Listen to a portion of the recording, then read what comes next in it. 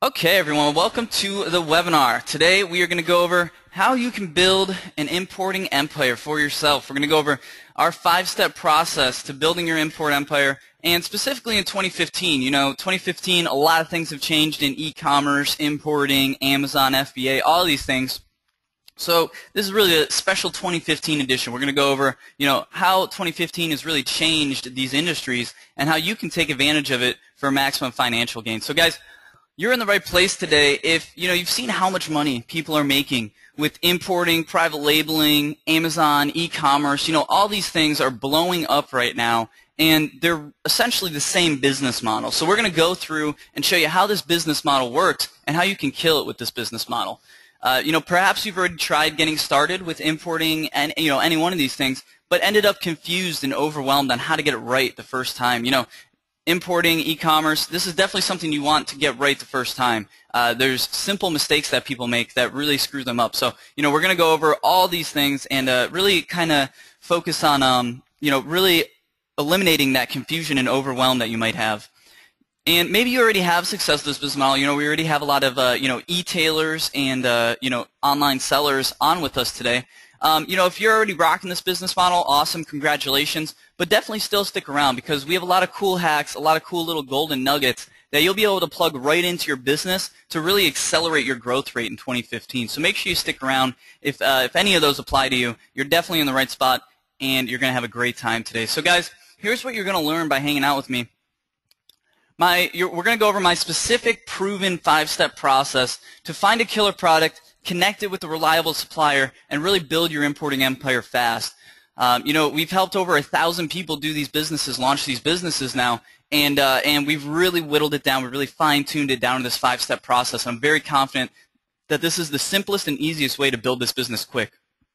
We're also going to go over the 7 repetitive pitfalls that sink almost every newbie importer. So guys, importing e-commerce, more than anything else, there's a lot of horror stories out there. And it's really sad because it really comes down to it's just a few simple mistakes that people fall into over and over again. So we're going to show you each of those really repetitive pitfalls that newbies fall into and how you guys can avoid them so you really make sure that you get things right the first time. We're also going to go over the one thing you need to do to scam-proof yourself and your business. Again, lots of horror stories in the importing game, but it's really, really easy to make sure that you'll never get scammed. This can be a completely risk-free business for you, and I'm going to show you exactly how to scam-proof yourself and your business. Just one simple step. And we're also going to go over the proven methods that ultra-experienced importers are using right now to find really hot items, really high-opportunity products to sell. Again, we've helped over 1,000 people do this now, and there's a way to do product research, and I'm going to show you guys exactly how it's done. If you don't know how to do product research, how you're supposed to, it's a very, very overwhelming, a very confusing process. So we're going to go through and actually do some product research with you guys. Give you guys a product research workbook that you can use moving forward, and I promise it's really going to simplify the whole process for you. We're also going to go over 3 negotiation hacks to ensure that you're always going to get the best price from your supplier. A lot of pros don't even know these. And again, guys, if you're already rocking this business model, make sure you stick around because you're absolutely going to learn a ton. Just these negotiation hacks alone are going to just blow you away today. So we're also going to go over our proven growth strategy and actually our proven launch strategy too. So we'll go over our proven rapid launch strategy and then our rapid growth strategy. And once you get this business launched and figured out, then you really have to switch into growth mode. So we're really going to show you guys how to do both of those things. And for anyone that does stick with me to the end, we're going to have all sorts of fun stuff to give away. We're going to be giving a whole bunch of GoPro 4s away, some Kindles, and also we have 4 Amazon gift cards to give away. And of course, the most valuable piece of all is the free Q&A at the end. So guys, really make sure, we're actually going to be stopping in the middle of the presentation at a random point and actually doing a trivia question for the giveaway. So, make sure that, close out that Facebook, turn over your phone so, you don't see all the notifications popping up and stuff. I know how popular you guys are. And get ready to take some notes because this presentation, this is probably the 40th time we've done this presentation, and every time we're putting more and more value into this thing, really cramming this thing with value.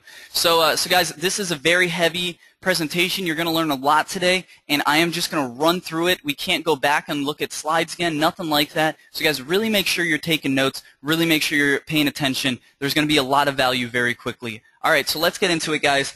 Super quick dabble in my story. I know you guys did not come here to hear about my story today, so I'm just going to breeze right over this.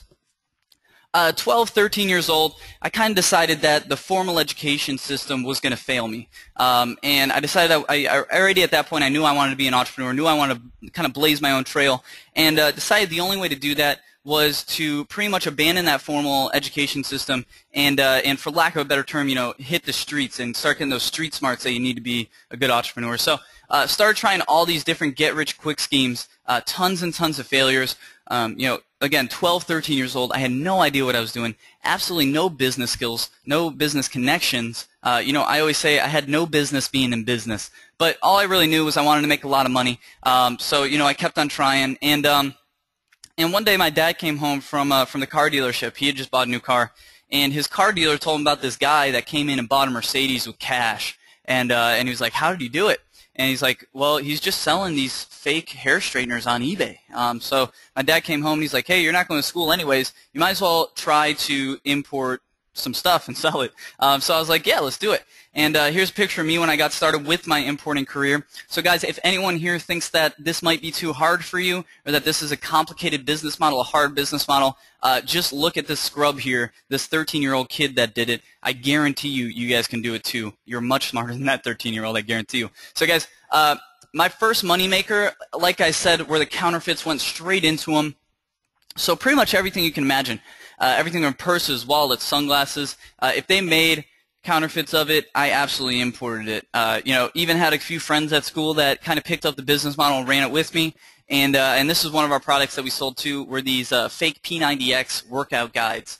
And these things we buy for $4 or $5 a box, sell them for anywhere from $40 to $140. So we're making an absolute killing with these things, absolute killing with the counterfeits.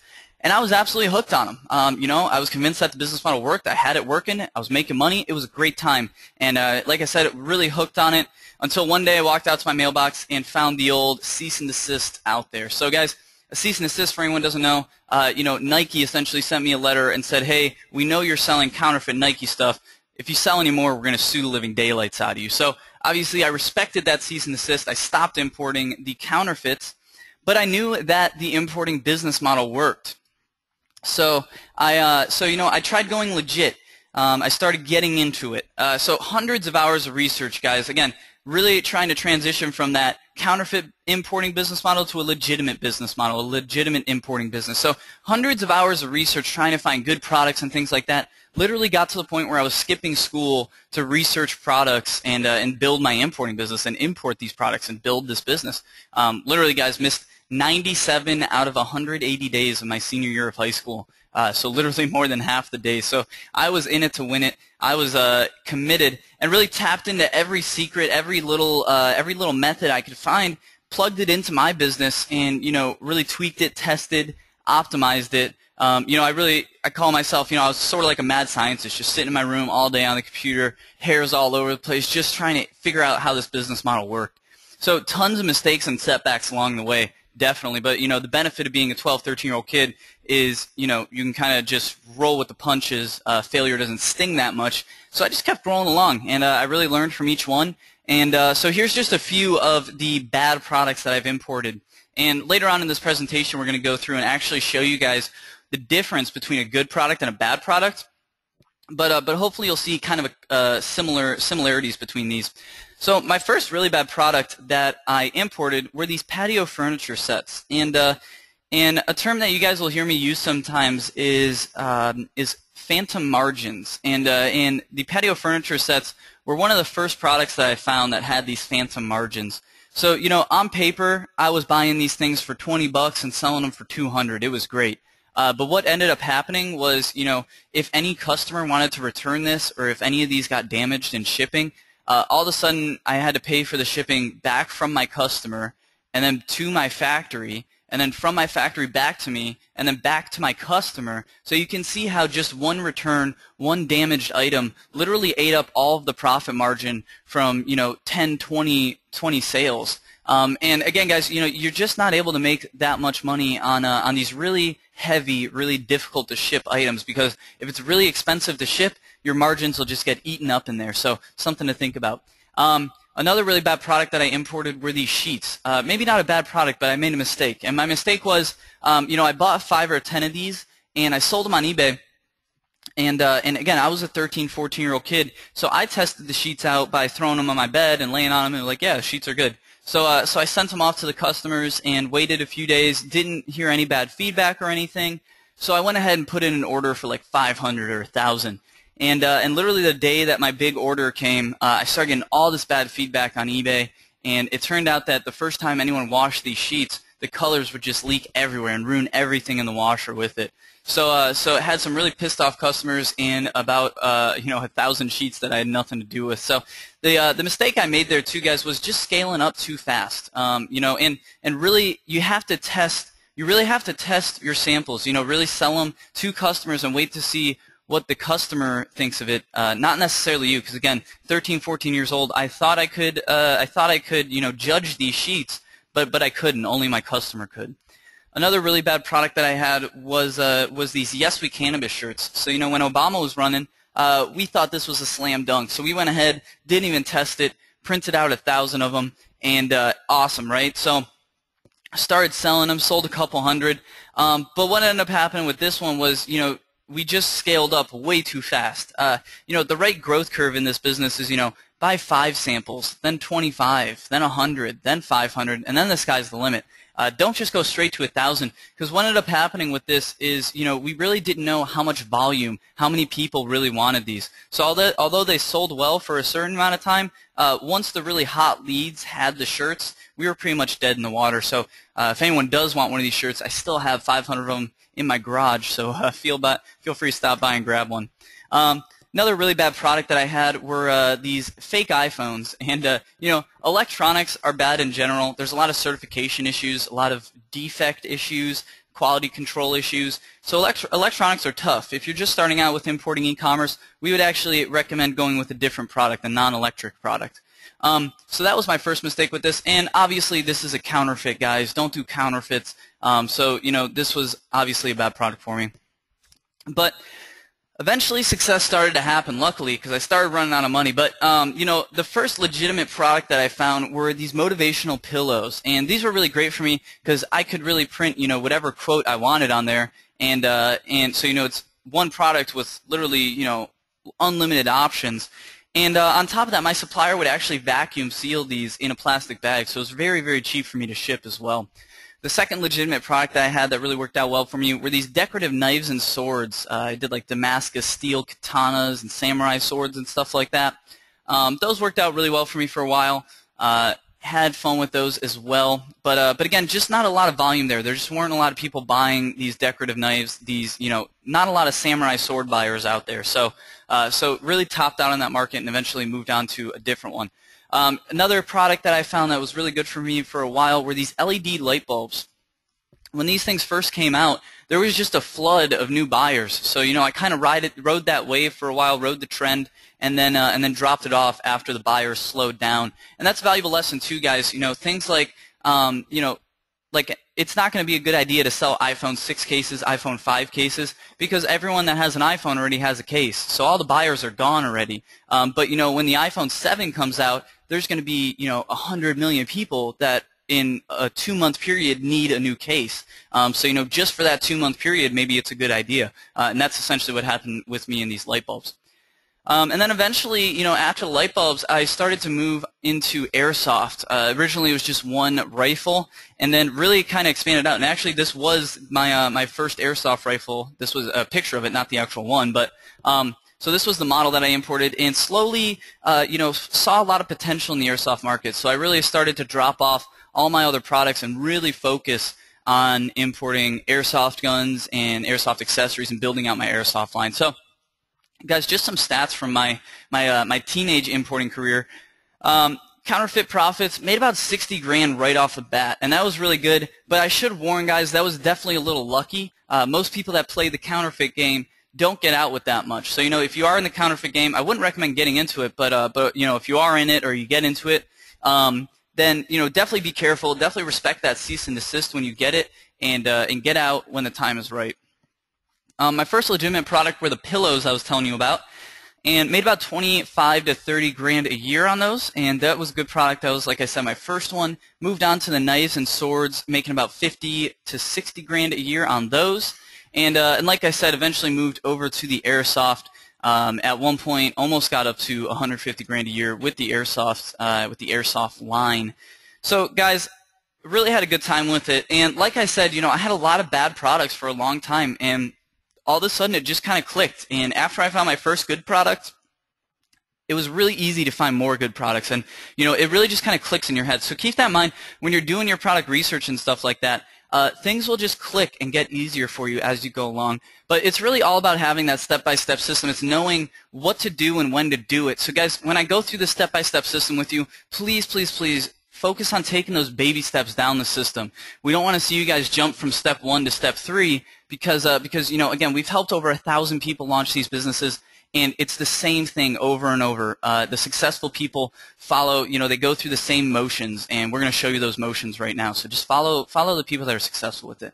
So since then, guys, my family's bought a large distributorship in the U.S. We import over 200 products from 7 different brands, actually 8 different brands. We actually just launched an 8th brand this week, and we also have just a little area of our warehouse dedicated to random FBA products, random retail arbitrage products, stuff like that.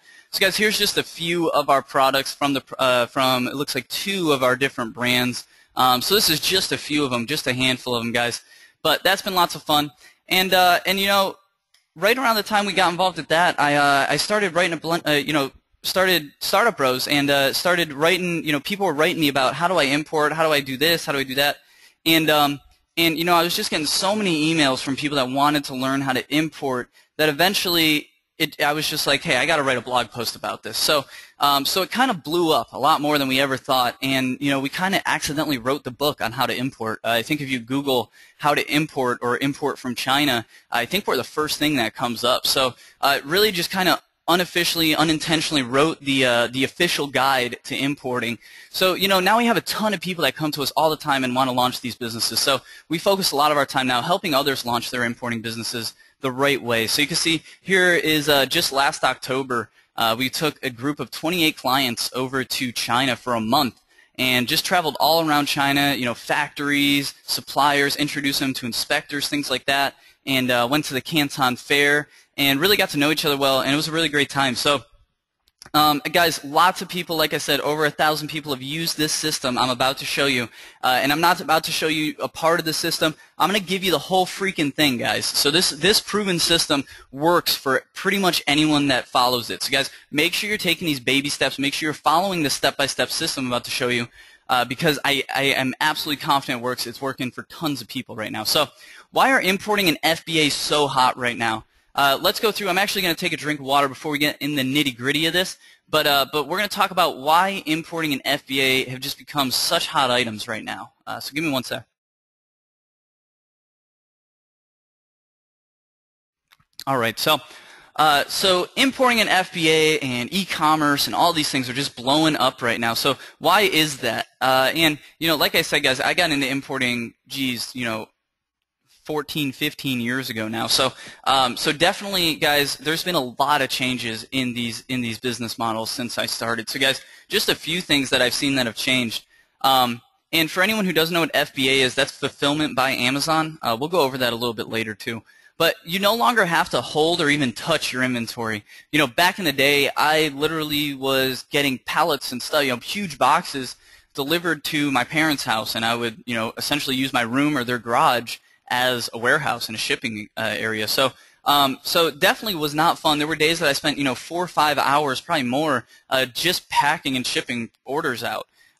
So yeah, lots of fun to make sales, but when you have to ship them out all of a sudden, not as fun. So So that's really changed. It's really been flipped on its head since I got started. Nowadays, you don't have to hold your inventory, but you don't even have to touch your inventory. You can never even see your inventory and still be ultra successful with this business. And the reason for that is fulfillment centers, such as Fulfillment by Amazon. A fulfillment center, for anyone who doesn't know, is essentially just a warehouse that acts as your warehouse. So you ship all of your goods there, and they'll stock it in inventory, and every time you make an order, they'll ship it out for you, and they'll handle your returns and everything like that. So not only do you can literally run this ultra successful business now without even looking at your inventory, without even seeing your inventory.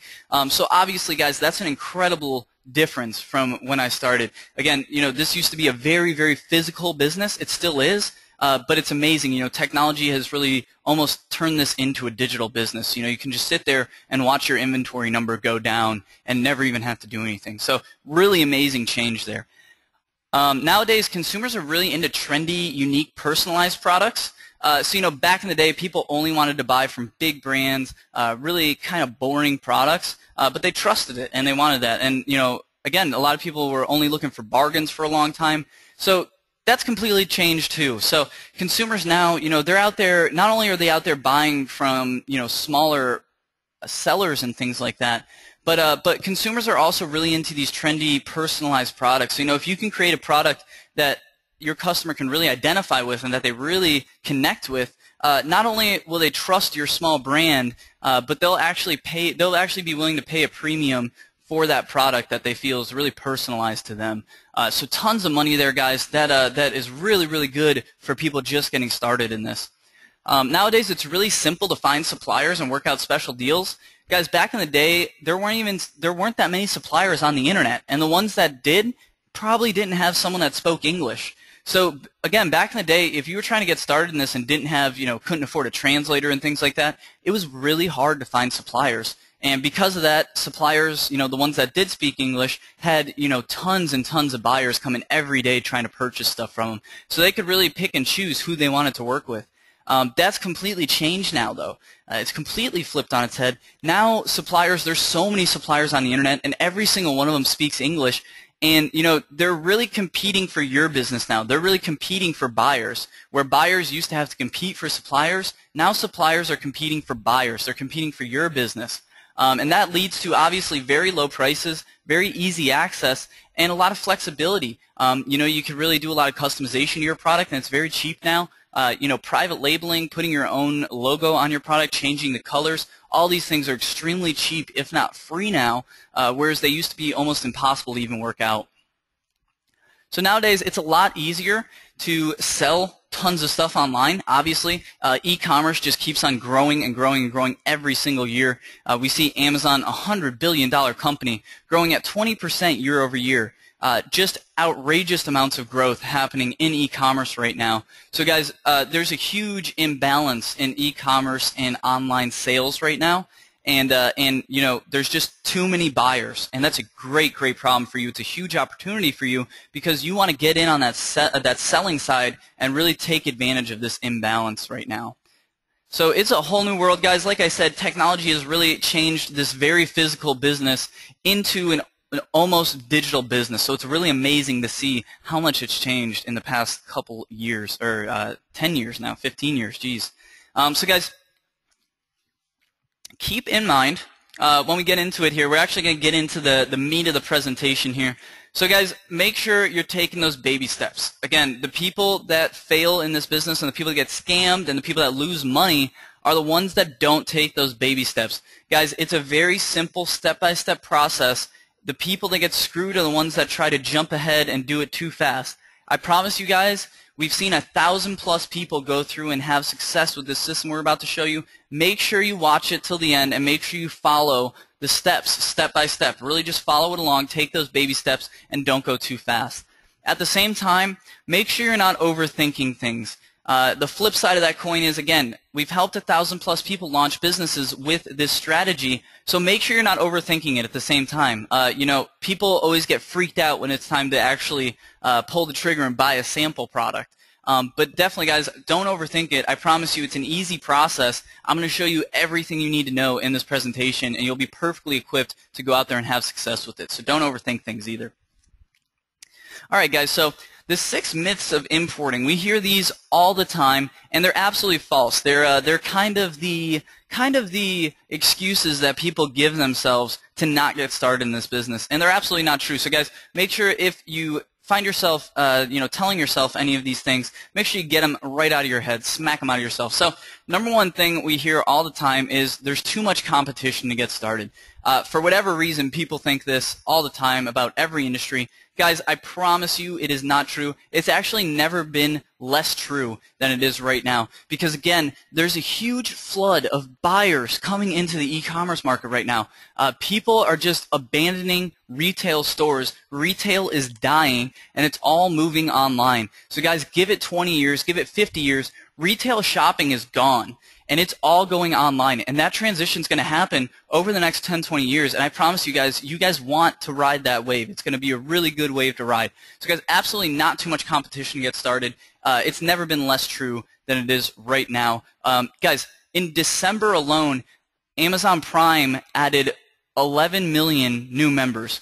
That's crazy. So that's 11 million new regular shoppers on Amazon.com just in December. So, of course, I don't think 11 million sellers entered the market in December. I think probably 1,000, if that did. So, guys, you can just get an idea of the magnitude of the imbalance that's happening right now and how much opportunity there is for you out there. So, a lot of people think you need a lot of money to get started. Absolutely not true. Again, back in the day when you had to really compete for suppliers and compete against other buyers to seem like a bigger buyer, this was definitely true. But again, nowadays, definitely not true. We've seen people have success with this business model, literally build, $100,000 importing businesses starting with 50, 75 bucks. Of course, I don't recommend starting with that little money. I think you should have a little bit of breathing room. So I think you should start with, $200, $250. But guys, really $200, $250 is all you need to get started with this business. That's enough to fund 2 or 3 sample orders and get that snowball rolling right off the bat. And it's all downhill from there. So that's definitely not true. Another myth we hear all the time is you have to handle all your own shipping and inventory. Obviously not true, guys. We talked in depth. These fulfillment centers now, not only are they awesome from, you can outsource the most boring, stupid part of this business, and, the most boring and hard part of this business. So not only can you outsource all of your own shipping and inventory, but it's actually a smarter idea to do so because you can then take advantage of your fulfillment center's bulk rates. You can take advantage of their bulk shipping rates, their bulk box discounts, packing peanuts, everything. So guys, absolutely, it's actually a better idea to not handle all of your shipping and inventory. So definitely not true. Another thing a lot of people think is you must travel overseas to get the best deals. Definitely not true, guys. Back in the day, again, when there weren't many suppliers online, you used to have to fly over to China to even get access to these suppliers. So this is absolutely not true anymore. Obviously, pretty much every supplier is online, speaks English. So absolutely not true that you have to travel overseas. In many cases, the people that travel overseas, a lot of the times, they actually don't. They actually think, why is this person traveling overseas? Shouldn't they be back in the U.S. running their business? So definitely not true, guys. Especially with these negotiation hacks we're about to show you, you're going to get off on the right foot with your supplier every time. They're going to think that you're a huge buyer, and they're going to be literally, groveling at your feet. So, a lot of people think you have to live in the U.S. to be a successful importer or e-commerce salesperson. Definitely not true, guys. Interestingly, we have tons of clients all over the world. We have clients that are having success with this in Panama, Guatemala, obviously the U.K., Australia, South Africa, France, Czech Republic, literally all over the world people are having success with this business model. And you absolutely don't have to live in the U.S. We recommend all of our clients start domestically. So, if you lived in the UK, start selling your first few samples in the UK and just ship them out yourself so you know how the process works. But then you can outsource that to fulfillment centers. And, once you get that business figured out, it's really easy to create that same business model in the U.S. and just have your supplier ship to the U.S., your fulfillment center, and your fulfillment center in the U.S. will ship out to all your U.S. customers. So you can essentially run this business in the U.S. without ever stepping foot there. It's really amazing. A lot of people think that importing an international business are very risky.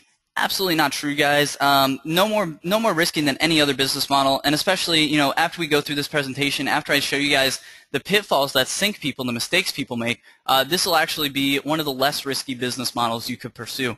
And it's actually a good thing. A lot of people think this is a very risky business, so they don't even look at getting into it. But I promise you guys, again, I'm going to show you the one step you need to do to scam-proof yourself and your business, and it's going to take away 99% of the risk. So definitely not any more risky than any other business model. You just have to know what you're doing. So let me actually show you this system so you can know what you're doing.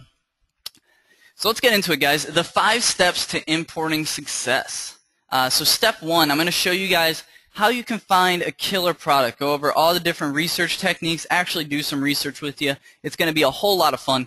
Then number 2, we're going to go through and connect that really good product, whatever the best product we find is. We're going to find a really good supplier for it, and we're going to reach out to that supplier and start talking to them. Then we're going to show you how you can negotiate with that supplier, how you can get lower prices, how you can lower your minimum order quantity for your first order especially. So we'll go over all of that.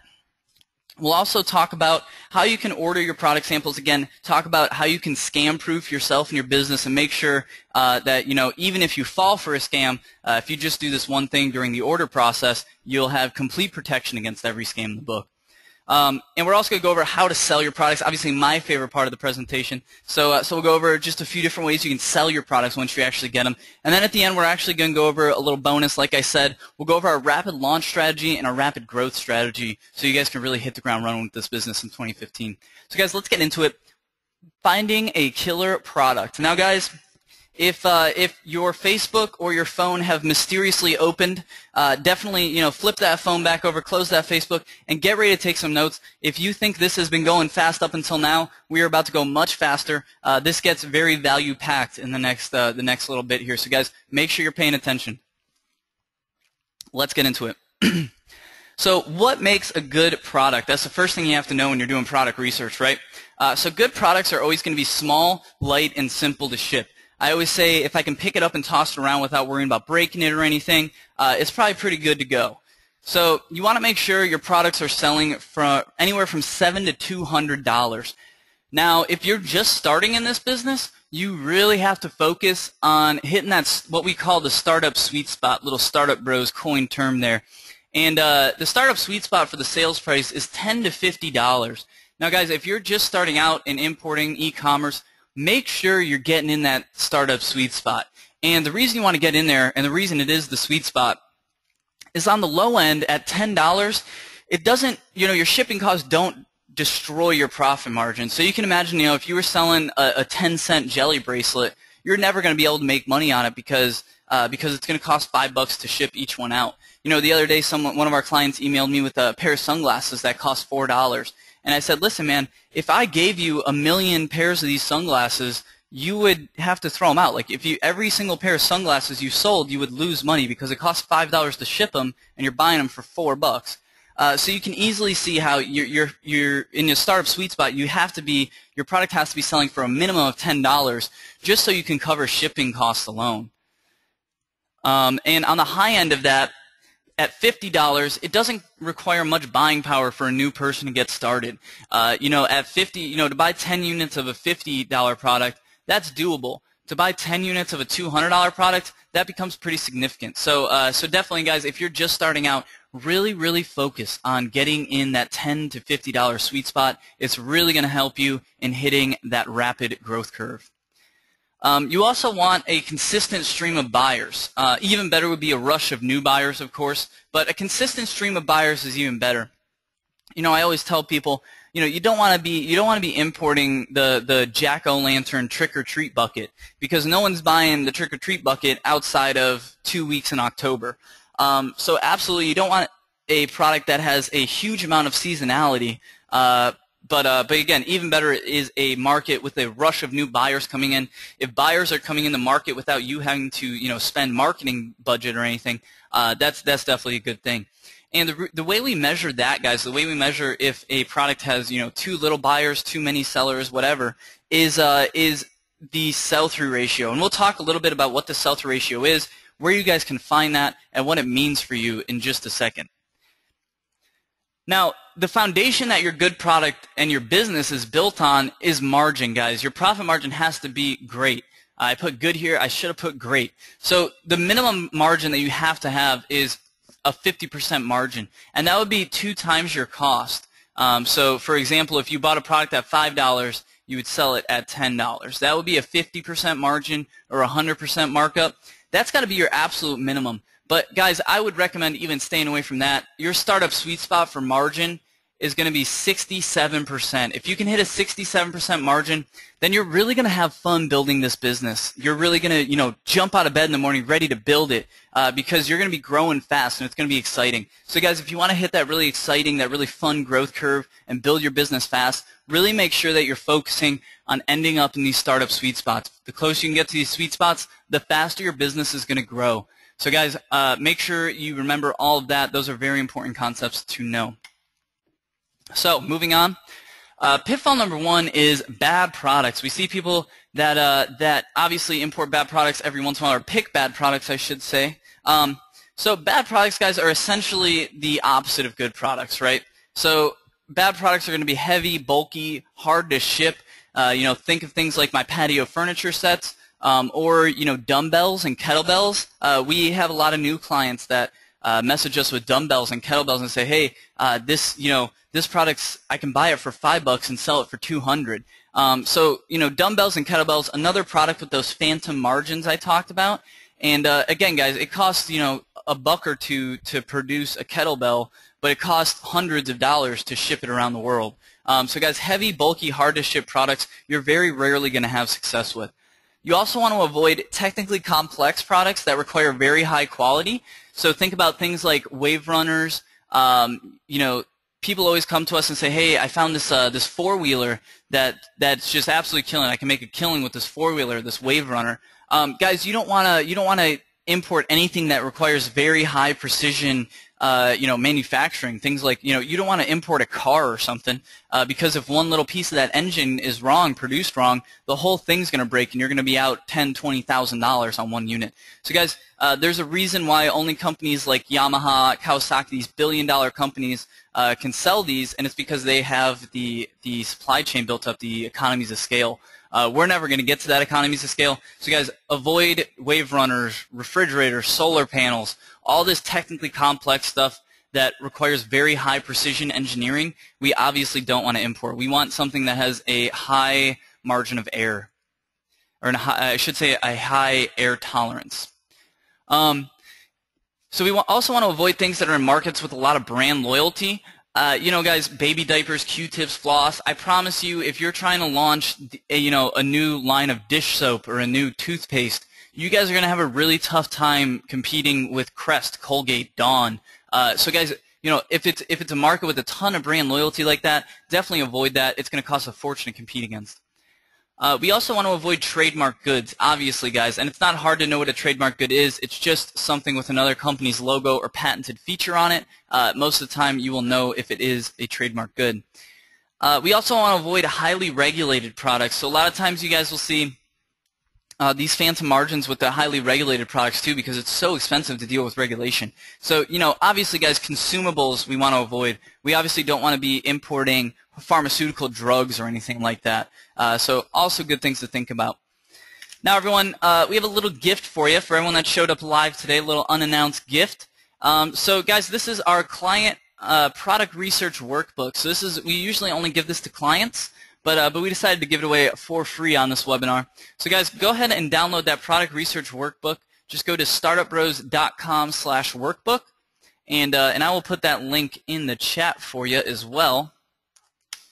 So, guys, that's going to open up this spiffy little notebook here, and this is what we're going to use. This is what our clients use to do their product research. So I'll go through and kind of show you guys what all this is in a second. Or actually, I'll do it now. So, guys, our goal with this product research workbook is to just fill out the round one rough estimates. That's our only goal. Ignore everything else on this entire worksheet except for round one rough estimates. So guys, what you're going to do is basically just start filling this stuff out. And you can see in row 2 here where all this data comes from. So you can see Alibaba, you get the buy at price in the MOQ from Alibaba. Terapeak, you get all this information, the sell-through ratio, the sales volume, the eBay sell price. And Amazon, we can get the Amazon sell price. So guys, for anyone who doesn't know what sell-through ratio is, sell-through ratio is just basically out of 100 listings, how many actually sell. So for instance, we can see this had a 50% sell-through ratio. So 1 out of 2 listings sold for this. So the sell-through ratio really measures the saturation of any given market. Don't be afraid of competition. Competition is a good thing. Competition means that there's other people competing for that market. It means that it's a healthy market that's worth going after. So we like competition. We're definitely not scared of competition. What we are scared of is a really low sell-through ratio. The sell-through ratio measures the balance of buyers and sellers for any given product. So obviously, a really low sell-through ratio would indicate that there's too many buyers, or I'm sorry, too many sellers and not enough buyers. So barely any of the listings sell. Whereas, a 90, 100% sell-through ratio would say that there's literally, sellers can't sell this item fast enough. Every single listing that goes up gets bought up by a buyer. So there's just too many buyers in that market. So you can see how the sell-through ratio really just measures the saturation and the balance between the buyers and the sellers, the supply and demand of any given product. All right, guys, so that's pretty much it on the workbook. So let's get into it. I'll kind of go through a primer of what we're going to do, and then we'll actually jump in and do some product research. So, guys, product research basics. This is pretty much the formula you're looking for a good product, and I should put this on the spreadsheet because it's just that important. So, guys, this is really what you're looking for in the end. You want great margins, 67% margins. Plus no red flags. You want none of those red flags and none of the things that make a bad product. And you want a great sell-through ratio.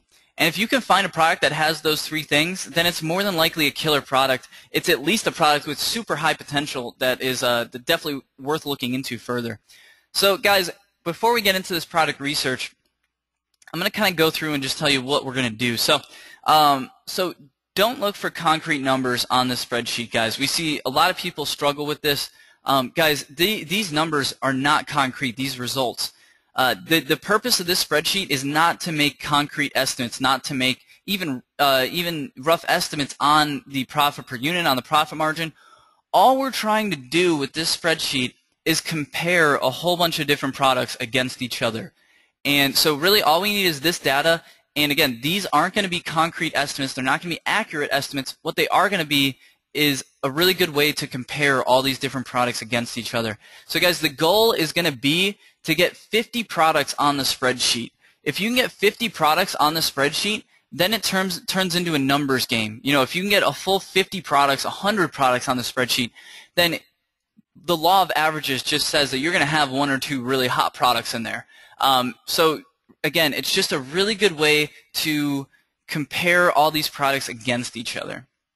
So guys, again, we don't want to do in-depth research on every single product we think of. So guys, don't even let the words duties, taxes, customs, shipping, all that, IRS, all that, definitely don't let any of that even enter into your imagination at this point. At this point, all we're trying to do is get 50 products on the spreadsheet. That's our only goal in life, is to get 50 products on this spreadsheet, and through that, we can see which products are actually worth looking at in depth. Because again, guys, this in-depth research in terms of duties, taxes, and customs, it's easy to do, but it is more time-consuming. So don't do it for every single product you think of. Only do it for the best of the best that make it through this round 1, that make it through your first 50 products. So I hope everyone understands that. And again, yeah. So guys, let's get into it. The first thing we're going to do is brainstorm and browse. And our goal here is just to get our mind in the right place. We want to get our mind on the trends and on what people are buying, what people aren't buying, all that good stuff. So my favorite place to start with brainstorming, and my #1 place to do brainstorming, is the Amazon bestsellers. And obviously, the way to get to all these, I would just Google them, guys. So don't ask for links or anything. Just Google Amazon bestsellers. That'll take you right there.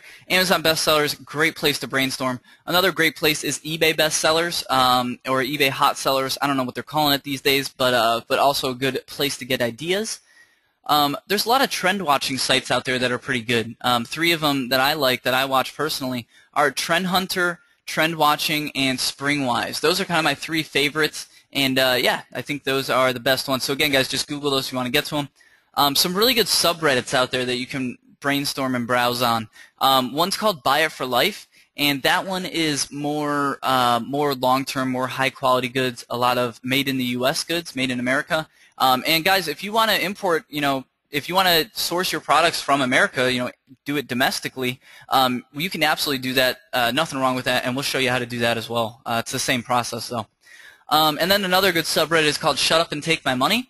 And that one is more based on, impulse buys, really cool little products, gimmicky products that people just post on there and, either buy or wish they could buy. So definitely, guys, either one of those, really great places to brainstorm and browse. Another good one is called Product Hunt, and this is essentially just the same thing as Shut Up and Take My Money.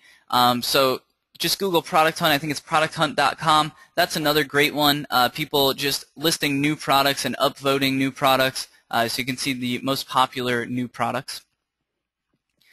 And guys, there's tons of specialty sites out there these days as well. Not only do you have Pinterest, where people are literally just constantly posting things that they wish they had, posting things that they want to buy.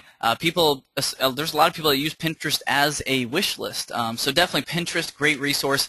Kickstarter, obviously just a site where people are constantly launching new products, validating new products, buying new products. So Kickstarter, Indiegogo, all these product validation places, also great places to brainstorm, browse. And guys, keep in mind, when you're doing this, all you're trying to do is get your mind on what people are currently buying.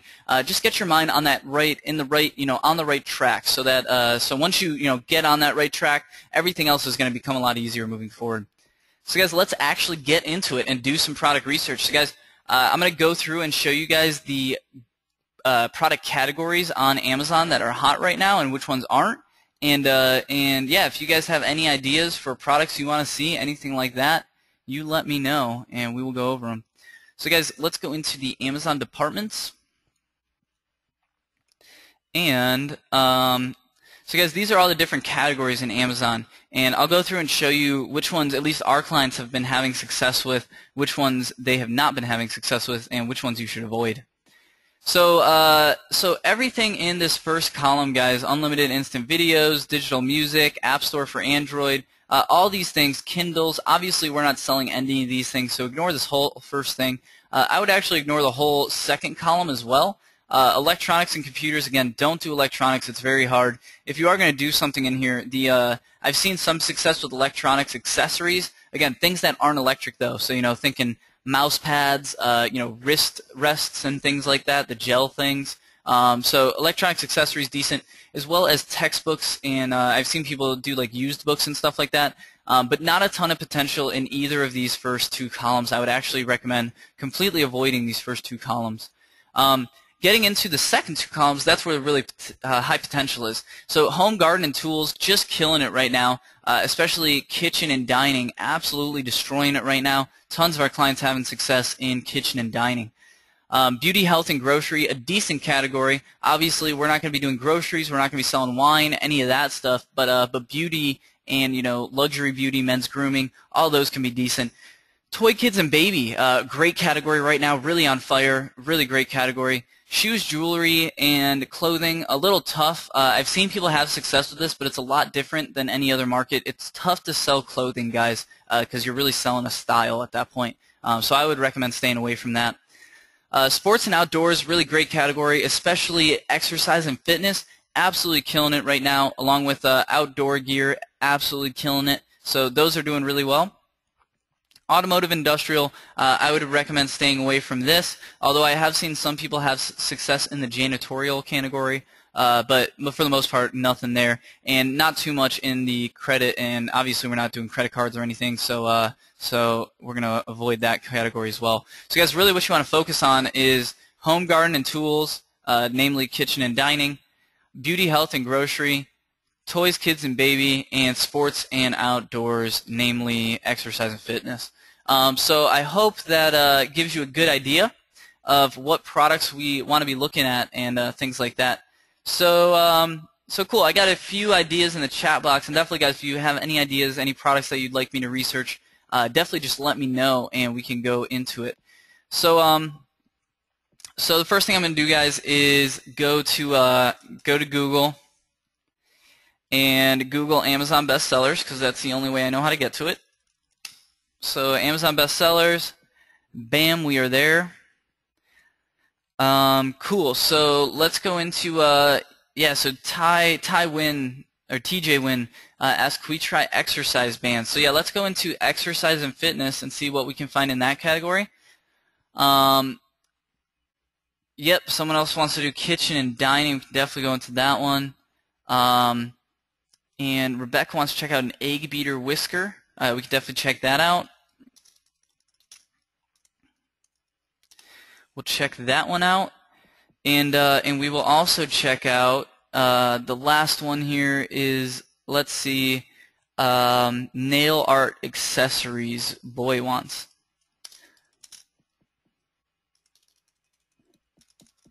So some of the other products that people had ideas for, WD Live TV. I'm not sure if that was a product idea, but obviously it's real tough to do electronics, especially TVs. Definitely don't do that.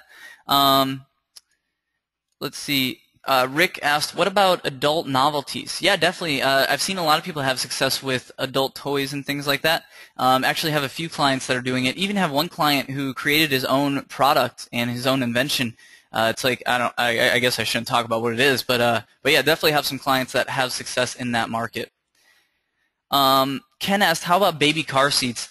Guys, for the most part, I don't worry about product liability. I don't worry about, is some baby going to choke on this? It's definitely a possibility. But specifically baby car seats, there's going to be a lot of liability attached to that, Ken. So, baby spoons and things like that are even fine. But a baby car seat, that definitely scares me a little bit. Jared asked, okay, sorry, Jared. Colby asked, office supplies. Definitely want to niche down a little bit, guys. We definitely, with importing, so many people came out of, the SEO era of internet marketing and things like that. So, a lot of people are always looking for a niche, always looking for a good niche, and a good category to sell in. And I think that's the wrong way to think about importing. I would really try to find a specific product. We're really analyzing the sales market, the market dynamics of each specific product. So of the market for each specific product. So, there's billions and billions of different marketplaces out there that we're analyzing, essentially. So, you really want to niche down and find a specific product. It's going to be really tough to find anything if you're just thinking, office supplies. Vincent said shoes and boots. That could be good. Shoes are tough though, because there's a lot of fashion attached to it. Anything that has a fashion sense attached to it is it's just a tougher product to sell rather than something that just solves a problem. So what about supplements? Yeah, definitely have a lot of clients having success with supplements. Abe said, what about spark plugs? I wouldn't do spark plugs just because of the high quality required. I don't know anything about car parts. I don't know anything about spark plugs, but it sounds like electricity's going through there, so that's bad. And it's a car part, so yeah, I wouldn't do that. That requires a high degree of reliability. Okay, so there's some more ideas here, and maybe we can go through them at the end with the Q&A. So let's get into the products that we do have here and do the research on these guys. So someone asked for the egg beater whisker. So let's go through and look around here and see if we can't find a good egg beater whisker. So here's an interesting one right here. So we'll check this one out, and then we can check the best seller out as well. And this one's going to be good, I think. I think this one definitely has some potential for us. This one, not as much. So I'm going to look at just this one. And then, okay, in sports and outdoors, I know someone wanted to check out resistance bands, so we'll definitely check out that. Home and kitchen we'll go through. I know someone wanted to go through there, so let's go through here and see if we can't find any good products. And again, guys, when I'm going through the best sellers list, it's easy when you've done it for, years and years, but basically all I'm doing is, I have those, what makes a good product, what makes a bad product. I have that all in the back of my head. So, I'm looking for things, Honeywell, I'm not going to be able to compete with Honeywell, and I don't want to do a humidifier because that's water plus electronics. That sounds like a nightmare, so I don't even want to look at that. Two-stage pure water pitcher replacement, obviously that is something for some sort of patented pure water filter, so not looking at that. Artisan nonstick silicone baking mats, however, this isn't like some huge brand that I'm not going to be able to compete with. This isn't some crazy product that I'm not going to be able to produce. So I definitely think that one's worth looking into. And for instance, say this one's $3.07. So guys, automatically if it's below $7, or if you're going for the startup sweet spot, if it's below $10, just ignore it right off the bat. Because guys, again, if I gave you 1,000 of these for free, you wouldn't be able to sell them and make money. Because again, $3.07, it's going to cost you $5 to send these things out anyways. So anything below $7, $10, I don't even consider. So moving on here, here is some sort of grinder. Looks like some sort of hippie thing, but we'll check that thing out. So yeah, there's just a few. So that's good for that category. Let's see what else we got here. If we can find anything in male art accessories. So obviously, guys, this is an electric nail drill. I definitely don't want to do that. So yeah, this is, not, so this one's interesting. I'll probably look at this one. So let's look at these sticker decals. And then, yeah, so we'll do just those products. So guys, we just pulled out a whole bunch of products, just brainstorming around, just found some products. So let's go through, and obviously you guys see that I'm doing this live. I'm, using your product ideas. So, we don't know if any of these products are going to be good or bad. So hopefully we can find some good products here, and let's check it out. So first thing we're going to look at is the egg whisker beater, or egg beater whisker, or whatever. Whisk. So we can see here it's $24.98 on Amazon. So we're going to go in the spreadsheet here right over to the Amazon sell column and put that $24.98. And that's going to be our total revenue per sale on Amazon. So now we need to get the other data here. So the second place I go is Alibaba usually. So obviously we get this data from Alibaba, the buy at and the MOQ. So let's go over to Alibaba, and for anyone who doesn't know what Alibaba is, it's basically the Amazon for sellers. It's the only real supplier directory. So this is pretty much where everyone finds all of their suppliers. So egg whisker or egg whisk, let's look for it here. And guys, when you're going through, you can go through the pictures, and you really want to try to find the exact same product. If you can find the exact same product, that's much better, obviously. A lot of the times you can find the exact manufacturer of the product you're trying to research. So guys, for instance, I see this here. This looks really similar to the product we're looking at. So let's go see if this is the manufacturer of this person's product. Yeah, guys, I mean, it looks pretty similar to me. I'm thinking that these are probably the same manufacturer. And you can see on the left here, they even have, the little stainless steel accents and stuff like that. So this is absolutely the same manufacturer as that person. And we can see we could get it for $1.80 to $2.80 a piece from this supplier. So we're going to put that in. Since it's $1.80 to $2.80, I'm going to put $2.50 just because a lot of times you can talk them down from that price. And I always put half of the MOQ because it's not too tough to talk a supplier down from half the MOQ. So then we're going to go to Terapeak, and guys, Terapeak is where we get a lot of this data. Now, for anyone who doesn't know what Terapeak is the only company that has access to eBay sales data. So nobody has access to Amazon sales data. They don't let anyone see it. And eBay sales data, the only place that can see that, the only people that have access to that sales data is Terapeak. So Terapeak's literally the only product research tool that is really accurate and really reliable in this game. So guys, if you are getting into importing, I would absolutely recommend getting Terapeak. If you go to the chat box and just go to startupbros.com/Terapeak, you can actually get a 7-day free trial. And I would definitely recommend, guys, take advantage of that 7-day free trial. If you're on a budget, again, just take advantage of that 7-day free trial. It's absolutely necessary to use Terapeak for your product research. So yeah, I would, when you're ready to do the product research, you only need 2-3 days of Terapeak. Sit down one weekend, hit the 7-day free trial, and then cancel it on day 6. That's what I would do if I was on a budget. But guys, Terapeak, great product in general.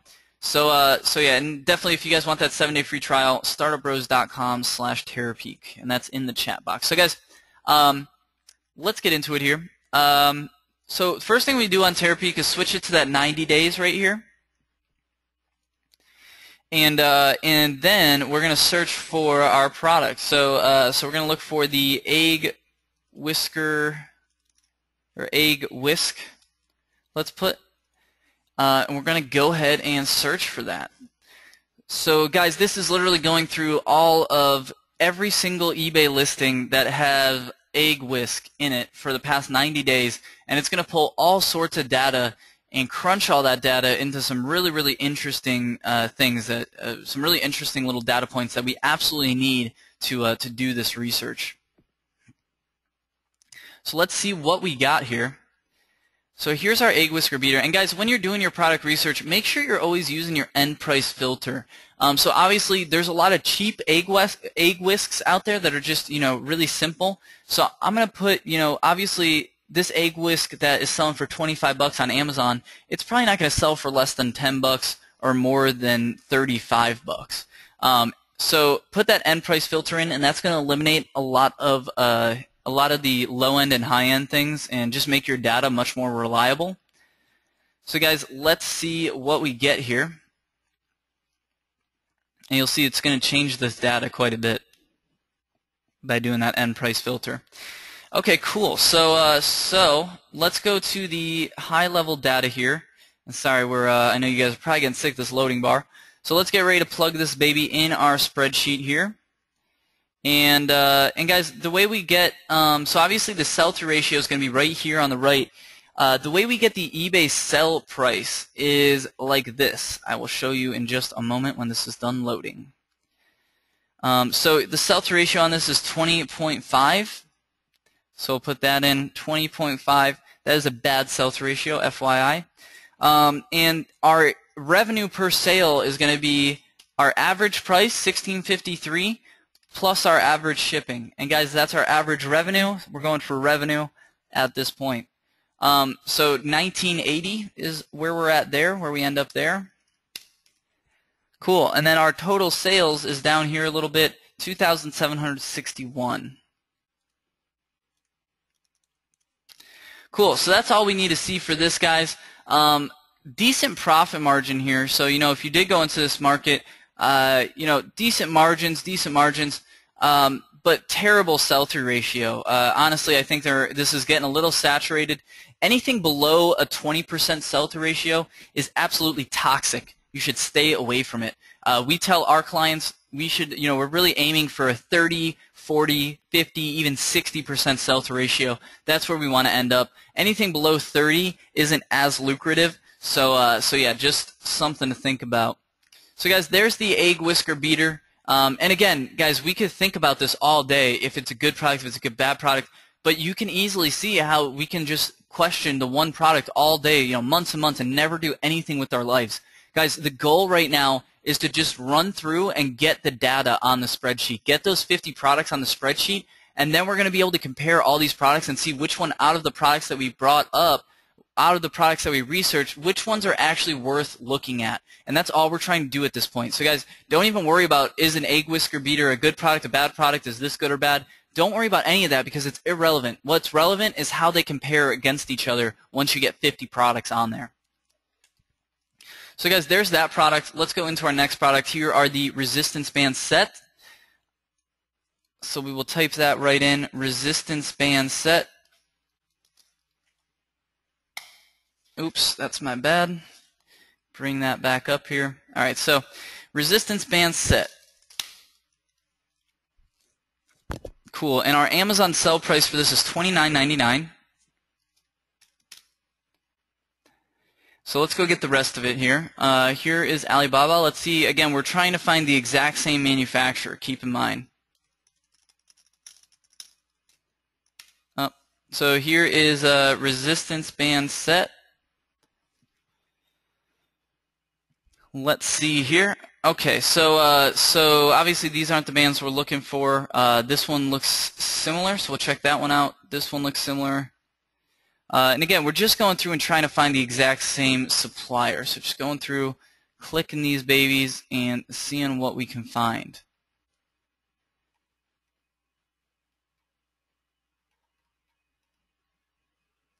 Okay, cool. So I got quite a few open here. Pretty certain that we'll be able to find the manufacturer of that product through this. So now I got too many tabs open though. Okay, so again, trying to find that supplier. Let me see if I can find that tab here. Okay, so guys, we're trying to find this exact product, right? So let's look for it. Just take a look at your product. And then start browsing and looking for it. So this one looks similar, but probably not the exact same. This one looks similar, but probably not the same. This one looks very similar, but this one's crazy expensive. This isn't even worth looking at.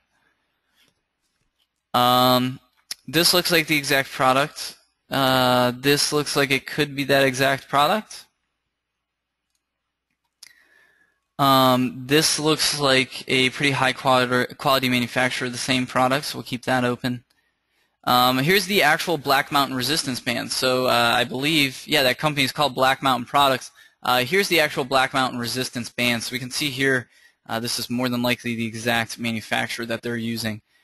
So I'll probably just go ahead and use that one. So $7 to $15. Again, guys, it's not too tough to get that price down a little bit.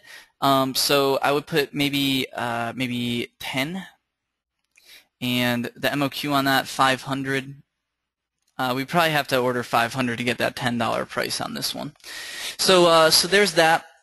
Going through here now. So now we got to put it in Terapeak.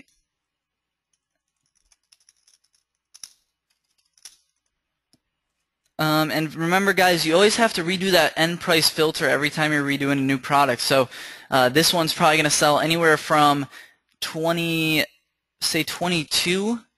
to what? Say 40, or let's say $39.99. And guys, what this is going to do, again, you know, think about this resistance band set. We're not going to be able to go through and knock out, you know, the one resistance band, the two resistance band sets. The resistance band set with 45 resistance bands in it, that's going to be hundreds of dollars. We want to get all of that out of our data, because if that's in our data, it's going to screw up all of our data points. So make sure you're, you know, doing that end price filter, and this is going to knock out all the different quantities, all the different qualities, and just give you what you want. So we will wait for that to load and go over and see if this is a good product for us. Yeah, someone in the chat box noticed that's the yeah, that is the exact manufacturer of the eBay product. So yeah, definitely, guys. More likely than not, you can find the exact manufacturer of someone's products. Okay, so so this looks much better than our egg whisker. So our sell-through ratio is 32.52, and our eBay revenue is going to be $29.64 plus $5.41. So 35.05, definitely good. And then going down to our total sales down here, 11,262. And our total sales is right here under general stats. So 11,262. Cool. So we can see this might be a decent product, but we would have to get that buy price down a little bit. Definitely a good sell-through ratio, decent sales volume, so all that's good to go. But I would definitely talk with the manufacturer and see if you can get that price down a little bit. So yeah, that's what that product would be. And guys, you can see how it gets really, really quick here. Once you know what you're doing, and once you know that it's all about just putting the information on the spreadsheet, it gets really, really easy. So here is a non-stick silicone baking mat. And these products, these might have a fair amount of competition. I'm not sure, so we will find out. Silicone baking mat. And let's get into it here. So the Amazon the Amazon sell price is going to be $15.23. So we'll put that in. Go over to Terapeak here. Silicone non-stick baking mat. So you guys can see this just gets quicker and quicker as you really figure out what you're doing here. So here's one, looks like the same manufacturer. Here's two, looks like the same manufacturer. Here's this one, looks like the exact manufacturer. So guys, looking here, again, compare this to this. It's the same exact picture, guys. This isn't even a picture of an actual product. This is this picture. This is this picture with a logo photoshopped onto it. So guys, keep that in mind. It's very easy to find anyone's supplier. So here's that supplier. 20 cents to $5 a piece. So guys, you can see once we actually start selling some of these, you can get all the way down to 20 cents per unit. So you can see the margins could get very big on this. So the silicone baking mat, this is a 2-piece set. So I'm going to assume that I would have to buy 2 of them. So I'm going to double my cost on this. And I would imagine that it would be pretty easy to get them for $2 a piece, or $1 a piece. If they sell them for 20 cents a piece, you know, $1 is definitely a fair price, I think. But yeah, so there's that, guys. And our MOQ on that would probably be 500 to 1,000. So let's go through and find our sell-through ratio and all of our Terapeak data. So again, guys, going to change that end price filter because again, you know, maybe someone's selling a set of 100 silicone baking mats for you know, $1,000. So we don't want that in our data because that's going to really screw up our average price, obviously. So you know, use that average price, that end price filter, to get out all of that other stuff. So this, you know, this is going to go anywhere from what 10 to you know, $18, maybe 19. So that's going to really help there. And then just click. Oh, I have to actually search for the correct thing. So this is going to be silicone non-stick baking. I'm just going to put that. And then we will wait for that search to finish, and we will see what kind of goodies we have discovered here. And you guys can see how this just speeds up naturally as you go through it more and more. So the silicone baking mat here. Let's see what kind of opportunity we see in this product. And we can see here that our revenue per sale is going to be $14.87 plus $4.25, so $19.12. And our sell-through ratio is going to be 26.21%. And our total sales are going to be $12,653. Cool. So there's that product as well, guys. We can see that, you know, again, so 2 minutes ago we had no idea if it would be better to import, you know, an egg whisk beater, a resistance band set, or a silicone baking mat. Now we can really compare these products and kind of actually weigh out the pros and cons of each one. But you guys can see, at first it's all about just getting the data on the spreadsheet. I don't even run through and start comparing products until I have 50 products on the spreadsheet. Once you have 50 products on the spreadsheet, then you can go back, compare, contrast, and see what products are interesting, what ones aren't. So you know, these three, you know, you can see they all have some pros and cons. But again, if you get 50 on the spreadsheet, you're going to find one product that just has all the pros in the world, none of the cons, and you're going to see that it's just a clear cut, you know, clear as day that you should be pursuing that product idea. So guys, this product research workbook is very, very valuable. Definitely, this is something that we usually only give to clients. So guys, really focus on using this the right way. Again, get 50 products in the spreadsheet so you can get a comparative view of all your different product ideas, and from there you can actually find out which ones are going to be the best idea. So out of the 3 that we just picked, we can see that the silicone baking mat is probably a little bit more interesting to me. It has much higher sales volume and a much better sell-through ratio than the egg whisk beater, and both of them have a similar margin over here. So I would probably go with the silicone baking mat out of these. And yeah, so that's basically how I do it, guys, and how pretty much every importer, every successful importer does it. I know it seems, it's all about just going through, getting the data on the spreadsheet, and then comparing all these different products against each other. So guys, pitfall number 2 that we see people fall into all the time when they're doing their research is falling for one of these, I don't want to call them a scam, but they're pretty much scams. Worldwide brands, Doba, all these wholesale directories, all these dropship directories, all these things are pretty much scams. I would absolutely avoid them. I myself am a victim of Doba and worldwide brands, so definitely recommend those guys. Don't fall for that. All right, we're going to stop here and do the giveaway question. So congratulations to anyone who is sitting there taking notes, because you have a good chance to win an Amazon gift card here. So guys, get ready in the question box. We're going to do a quick giveaway question, a little trivia question. And yeah, so just type your answer into the question box. The first 4 people to answer the question correctly are going to get a $25 Amazon gift card. All right, guys.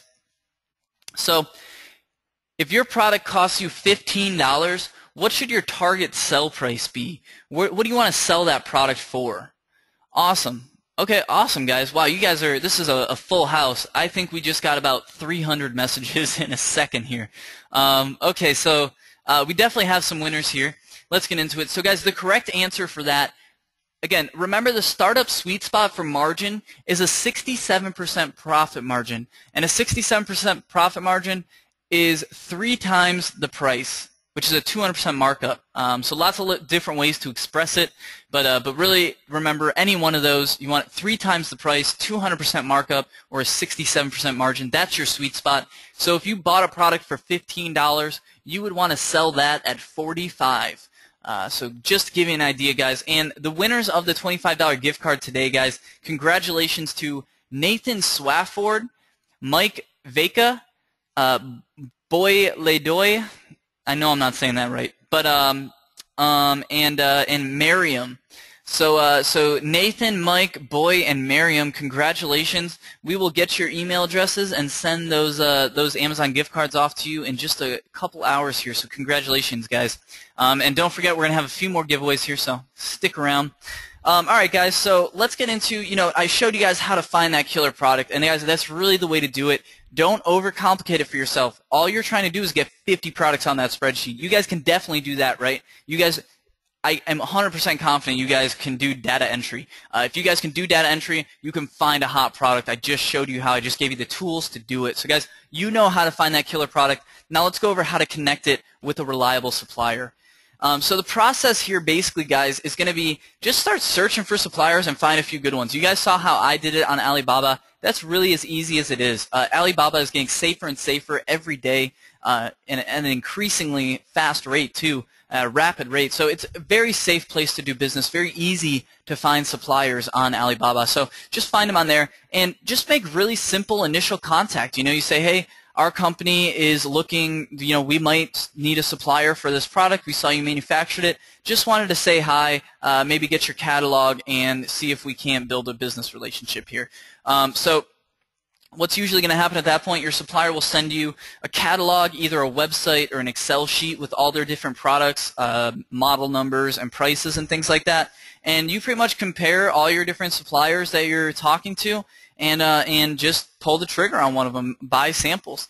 So where do you find suppliers? There's really only 2 places I've seen people find suppliers successfully, and those 2 places are Alibaba. Alibaba, obviously the best for importing into the U.S. If you're buying products from anywhere but the U.S., Alibaba is really the place to be. Great place to find suppliers, not only from China but from all over the world. And if you're looking for suppliers within the U.S., if you're looking to source domestically, I would actually recommend using Google. I've seen some people have success using Google, and this is as easy as saying, if you're trying to sell, maca powder or some vitamin or supplement, you just put in, vitamin and supplement private label manufacturer. And literally all the U.S. companies are on Google. They have websites up, so it's really easy to find them with Google. So yeah, guys, that's really the only two tools you need to find suppliers. Finding suppliers is a really simple step of the process. So some negotiation hacks for you guys when you're actually talking to your suppliers. Always use a separate email for all your communications with Alibaba or any supplier. For whatever reason, whatever email I've ever used with Alibaba or to talk to suppliers just gets absolutely wrecked with spam. So definitely, guys, make sure you have a separate email just for Alibaba and communicating with suppliers. And it doesn't have to be anything fancy. Mine personally is just mitchellimporting@gmail.com. So just keep it real simple. This one is very, very important, guys. If you take away only one thing, if you take notes on only one thing in this presentation, make it this, because this is absolutely vital. This is a huge golden nugget for you guys. You never want to be the boss. You're going to always want to act like your own secretary, your own assistant, a purchasing director, pretty much anything but the boss. And the reason for that is if you're negotiating with a supplier, you don't have to make decisions right away. If they come back and say, hey, the price is this, you can say, okay, that might be good, but I have to go talk to my boss about it. And then you can, go talk to us, and we can tell you, okay, here's how to get that price lower. So it buys you a lot of breathing room. It buys you a lot of time. And also, it buys you a lot of flexibility as well. Not only can you ask stupid questions, to be frank, you can ask stupid questions, and they're not going to think that you're a small buyer. They're just going to think that you're a secretary that doesn't know everything about importing. But of course, your boss, he does. So it's going to buy you flexibility there, and it's also going to buy you flexibility in negotiating. So and in just being assertive. So if you get your product delivered and the quality is not there, you can go to your supplier and say, hey, listen, I know we're friends, but my boss said that the quality is really bad on this. We have to pull the order. We have to pull the money. I'm really sorry about this, but that's what my boss said. So you can be really assertive, you can be really forward without damaging the business relationship, and that's really, really important in Asian culture. So guys, really important there. Never, ever should you be the boss. Always respect Chinese culture and customs. Really easy to do. All you really have to do is just be over-the-top polite, over-the-top professional, and you're really going to come off well culturally. Pitfall number 3 that we see people fall into sometimes is just having crappy negotiation skills. A lot of times, if you start talking to a supplier and you burn the bridge, it really sucks, because a lot of people, they find good products, but they don't know how to talk to the supplier, so they end up burning the bridges with all the manufacturers of that good product. So guys, here's how to avoid that. Here's how you can avoid that. Just avoid those crappy negotiation skills. You really don't want to be pushy. You don't want to be arrogant. You don't want to be informal. You really, really, really want to do that over-the-top professionalism, that over-the-top politeness, and really focus on the relationship building too. If they don't like you, they're going to ignore you or just rip you off, plain and simple. So guys, if you're in a situation where your supplier's ignoring you, it's probably because of this. You probably said something wrong at some point, and you should really listen to what we're saying here, because it's really going to help you. If you're using these negotiation hacks that we're talking about and doing things the right way, you're never going to get ignored by a supplier, because they're going to think you're a huge opportunity for them. So definitely, guys, definitely build that relationship too. Very important. They have to. If they like you, you're going to get better deals. You're going to get better quality. It's very important. It doesn't take much to be a successful negotiator in the Asian market, so don't overthink it too much. But again, over-the-top politeness, over-the-top professionalism, and you will be good to go. You really have to respect those cultural customs too. That's why the relationship thing, the relationship is almost as important as the business itself over there. So really focus on that. And don't ask questions that signal you don't know what you're doing. Obviously, it's tough to know what you don't know, right? So to know what not to ask is a little tough. But this is why you guys have to have a support network. If you really need to find a group of like-minded entrepreneurs that are building the same business or already have built this business, so you can ask them, so you know what questions not to ask, so you know what questions signal you don't know what you're doing. So guys, if you don't have that support group, that support network, obviously you can email us if you need to, but very important to have that group of like-minded entrepreneurs to bounce ideas off of. And you really don't want to annoy them or spam them with questions. Definitely, guys, we'll talk a little bit later, but, on your first sample order, that's not the place to start negotiating. If you're a big buyer, you're just going to put the sample order in and wait. You're not going to sit there asking for tracking info every day and things like that. So, you don't want to annoy them too much. You don't want to spam them with questions too much, because that's going to signal that you don't know what you're doing, and that's going to signal that you're a small buyer. So let's talk about how to negotiate lower prices and lower minimum order quantities. Obviously, really important, really valuable if you can lower your MOQs when you're first starting out. And guys, here's the way to lower MOQs. It all comes down to just one word, and it works almost every time. And you just bluff, guys. That's really all it takes to get those MOQs down. You just got to bluff a little bit. And the thing we tell our clients to do all the time, and I would say it has about a 90% success rate, is to just say that you have an offline business with a whole bunch of locations, and you need to get samples out to each one of those locations. So, maybe you buy your first sample order of 5 or 10, and then you go back and say, hey, I know your MOQ is 500, but now I need 200. And they're going to say, well, that's under our MOQ, so too bad. Well, you say, hey, listen, my boss said that we have 100 locations, and we need to get 2 samples to each of these locations, each of these mall kiosks all around the country. And if that is too big of a sample order for you, I'm sorry, I'm just a big buyer. So obviously, guys, just bluff it, just fake it till you make it, and that has had a 90% success rate for all of our clients. And pitfall number 4, guys, is pushing too hard during negotiations. Again, don't burn that bridge too early, and don't signal that you're a small buyer. So, shipping from China to the U.S. is going to be about $30 to $120. It averages, I'd say, $45 to $75 is an average shipping cost from China to the U.S. And big buyers understand that. They've done it 1,000 times before. So, they're not asking questions about tracking info. They're not asking for an update every day. They're putting the sample order in, and they're waiting to get it, and they're waiting to validate that sample and see if they want to keep on buying it. So, again, you have to know where to push and where not to. The sample order is definitely not the place to push. If you're sitting there trying to negotiate down the $45 shipping cost, the supplier is going to be like, this is obviously someone that's never imported anything before in their life. So guys, it's really important to know where to push, where not to. And again, this is why it's really important, find some friends, find some like-minded entrepreneurs that have built this business before or are building this business, so you can bounce ideas off each other and know where to push and know where not to push, so you can really preserve that relationship with your supplier. And again, if you need help, just ask us. We're always there answering emails. So if you don't have that support network, we're always around. So guys, let's get into it a little deeper here. How to actually order those product samples. So we already went through and found that killer product. We connected it with a reliable supplier, and we know how to negotiate with that supplier, how to make ourselves appear as a big buyer and actually get those MOQs lowered, which is very hard to do. But again, that bluff is very effective. So guys, let's now go over how to actually order those samples, and again, how to scam-proof yourself and your business. So buying samples is absolutely essential, guys. This is an essential part of the process. Definitely don't skip this. Always, always, always buy samples. Literally, you're always going to want to buy a sample.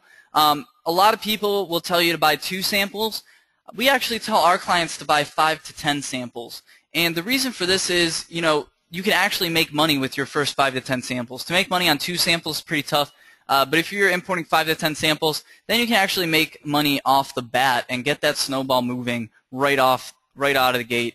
So always sell your samples to real customers, guys. We see a lot of people that get their samples and then kind of get nervous about selling them, and they'll end up giving them away for free to friends and family and saying like, hey, what do you think? Guys, that's not a good way to do it.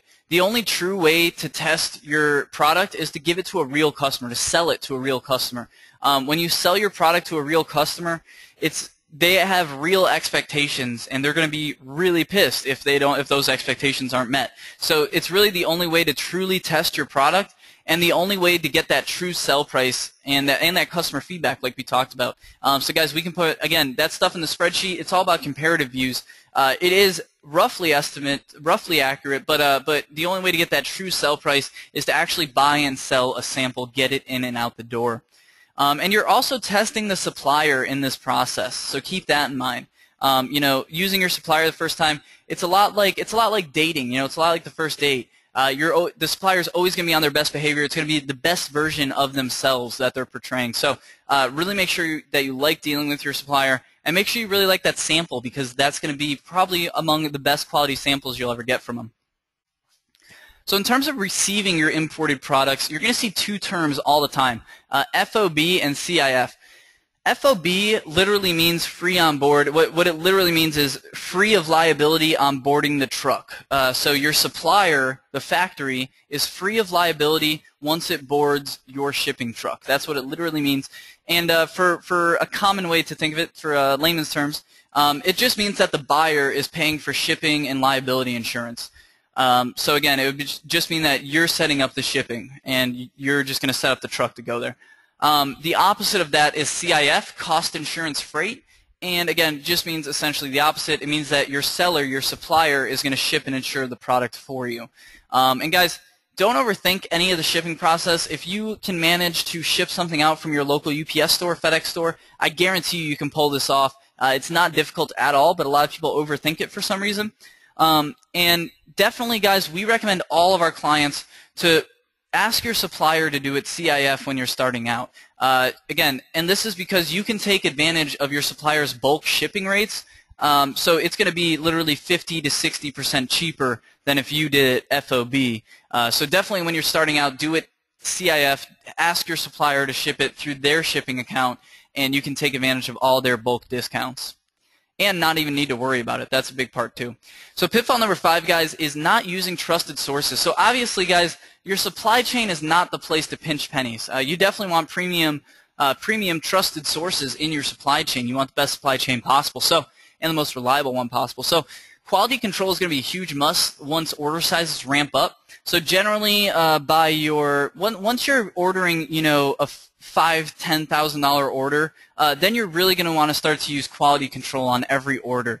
And our clients generally hit that level by their 3rd or 4th order. So a good way to think about it is probably your 3rd or 4th order. You're going to want to start to use quality control once you get into the multi-$1,000 orders. And the best quality control company, the one that we recommend to all of our customers and clients, is vtrust.com. And this is definitely the best inspection center in China. So yeah, they're a little bit more expensive than most, but they are the absolute best. So we recommend them to all of our clients, and they have love them. And then you definitely need to use customs and insurance brokers, guys.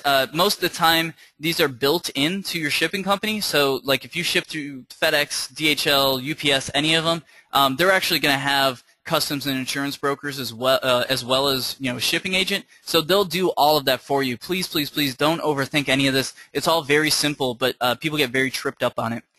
And then, guys, you're going to be doing air freight. A lot of people try to go sea freight right off the bat. If you're doing shipping via sea, you're looking at 45 to 90 days to get it shipped. If you do it via air, you're looking at 7 to 14 days. So obviously, unless you're a very big company with a lot of cash flow, you're going to want to go with air shipments. And most of our clients do air shipments, again, until that 4th, 5th order, the $10,000, $20,000 level. So guys, when you actually get your samples, definitely examine your product yourself first, obviously. Make sure it's actually sellable, not damaged, all that good stuff.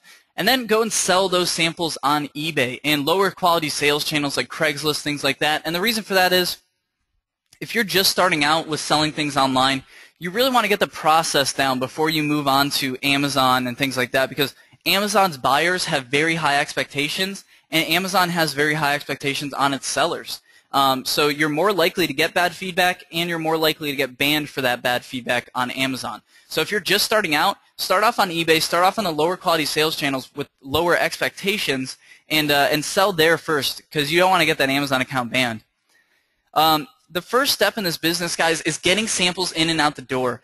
I could literally stand here for 30 minutes and just say, get samples in and out the door over and over again, and it wouldn't be enough. Because getting samples in and out the door is literally the foundation that this entire business is built on. Guys, we've helped over 1,000 people launch these businesses. The people that succeed are the people that get samples in and out the door. If you can get a sample in and out the door, you're going to have success with this business. If you can't get samples in and out the door, then you're just not. You're just never going to build that foundation. So guys, really, really focus on getting samples in and out the door. Don't let a single thing distract you from that. Until you're getting samples in and out the door, don't even let the word LLC, IRS, taxes, duties, customs, Ignore all of it, guys. Just get samples in and out the door. That's all you have to do when you're first starting out. If you can get samples in and out the door, the foundation of your business is laid, and then it's all growth from there. So guys, really, really, really focus on getting samples in and out the door. And pitfall number 6 that we see people fall into, we've never had a client fall into this because of how much we stress the sample process, but you really have to respect the sample process, guys. Make sure you're in love with your sample, obviously, and sell your sample to real customers. If you're just giving your samples away to friends and family, you're absolutely not going to get the feedback that you need to run this business, because it's not about making money on the samples. You can definitely make money on the samples, but that's not what it's about. It's about getting samples in and out the door to lay that foundation of the business and to know if the product's good, to know how all these variables are going to work together. So guys, sell your samples to customers. Just focus on getting those samples in and out the door. Ramp up your purchases slowly as feedback starts coming in. Again, guys, you don't want to order, don't be me. This thinks a lot of would-be successful entrepreneurs too. So, you don't want to be me with the sheets and or even with the shirts either. But like the sheets are even worse. So I didn't even look at those samples before I didn't even wash them, I should say. So I didn't know how to test those samples. And when customers actually got them, I got terrible feedback. So you can see I ramped up way too quickly on that.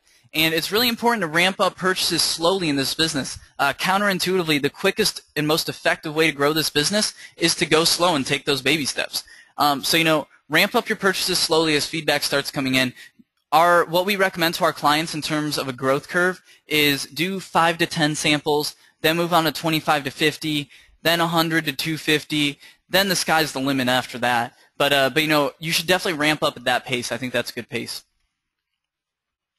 So here's how to actually scam-proof yourself and your business, guys. Obviously, we've showed you most of the scams in the book, but it doesn't even matter if you know the scams or not. You're definitely not going to get scammed. You can't get scammed if you just use this one simple principle. And guys, we've helped, again, over 1,000 people launch these businesses, and we've never had a single person get scammed. I'm very proud of that. And the reason for it is because we stress this so much. Guys, just use third-party financial protection. All you have to do is use PayPal, use escrow, use Alipay, and you're going to be so safe from any scam. Scammers will not do the scam if you are paying with these. They will not accept payments with these because they've been banned from them.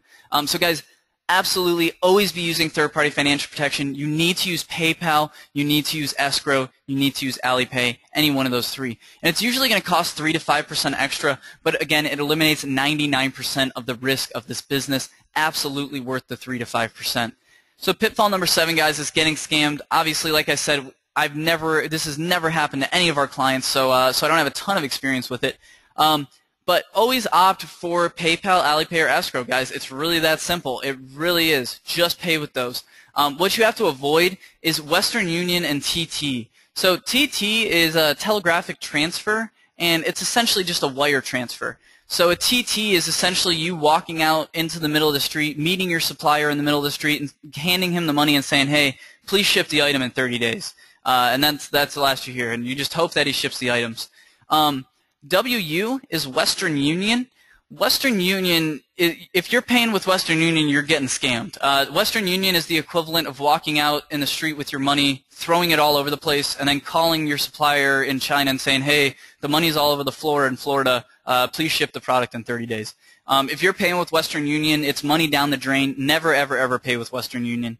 So that's that, guys.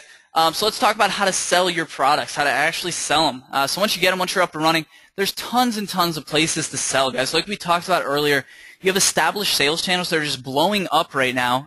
Amazon, $100 billion company growing at 20% year over year. Absolutely outrageous growth. And even outside of Amazon, you have eBay, Etsy, all these companies just blowing up. I think eBay grew 10% last year. Google Shopping grew 11%. So guys, e-commerce in general, all these established sales channels are just blowing up right now faster than ever before. We've been in this market for so long. All of us are, in the trenches every day, work in this market. And so Amazon, eBay, this is nothing new to us. But guys, to mainstream America, the little grandma in Nebraska, she's just starting to use Amazon. She's just now figuring out about online shopping. And that's the majority of the country, guys. We're all early adopters here. E-commerce and online sales is just now getting picked up by the mainstream market. And again, over the next 20 to 50 years, we're going to see the retail shopping market completely disappear. It's going to be gone, and it's all going to go online in the next 20 to 50 years. So guys, get in now while you still can, because in 10 years, people are going to be talking about how much of a gold rush happened right now. So guys, tons of specialty sales channels for you out there.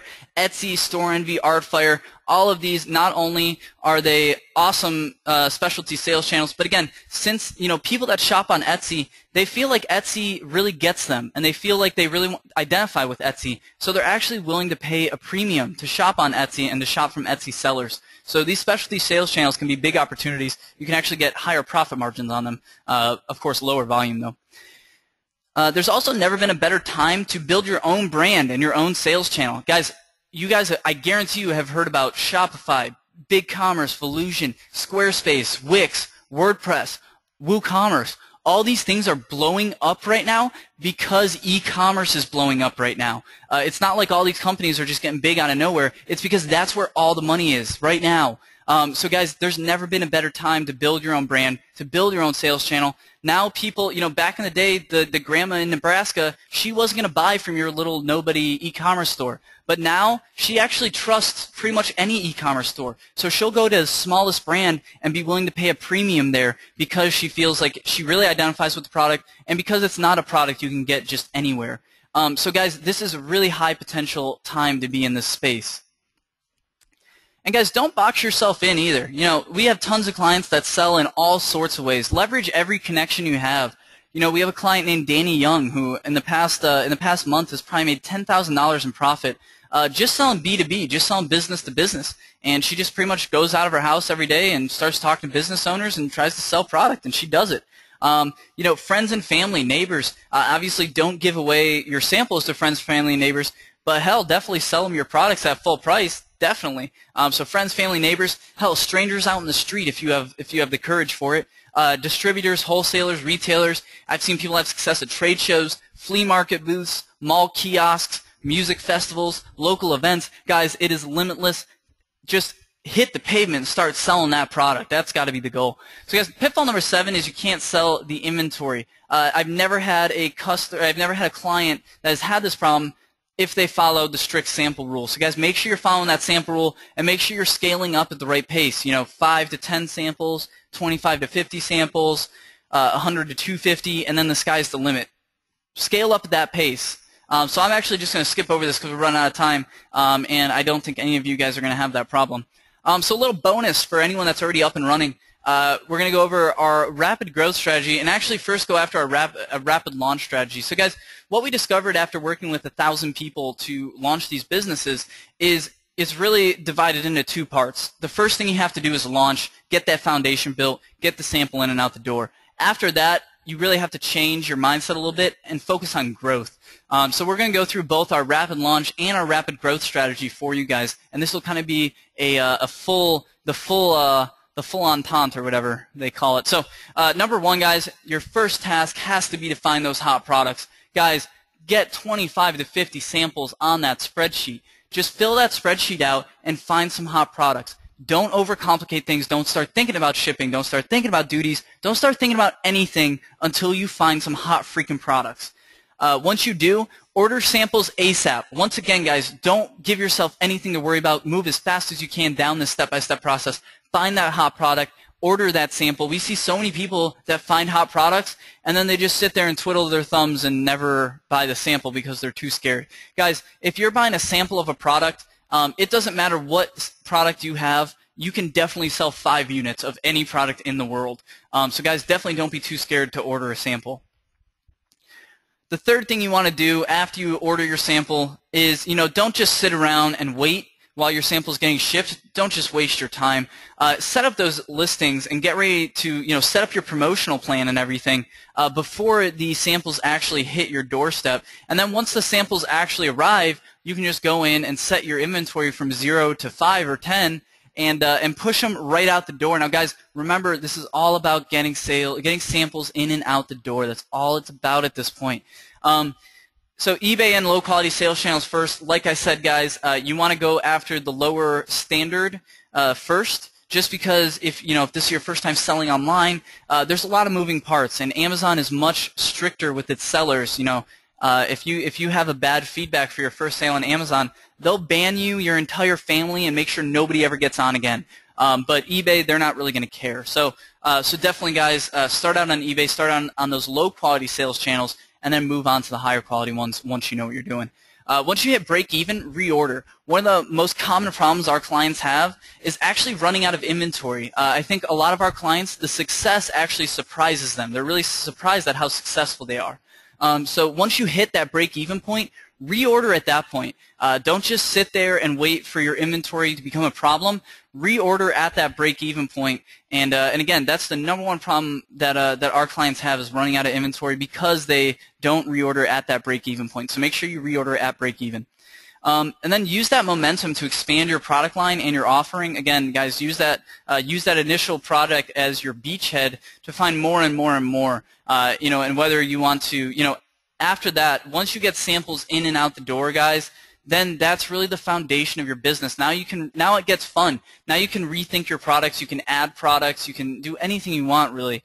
So that's the launch strategy. Now let's go over the growth strategy. So after you get that foundation built, after you finally get samples in and out the door and know you're going to have that success, then we need to start thinking about growth a little bit more. So the first thing we want to do in our growth plan is really dominate those low-quality sales channels. Like I said, not only have the lowest standards, but they also require the least amount of time investment to get up and running on and to dominate.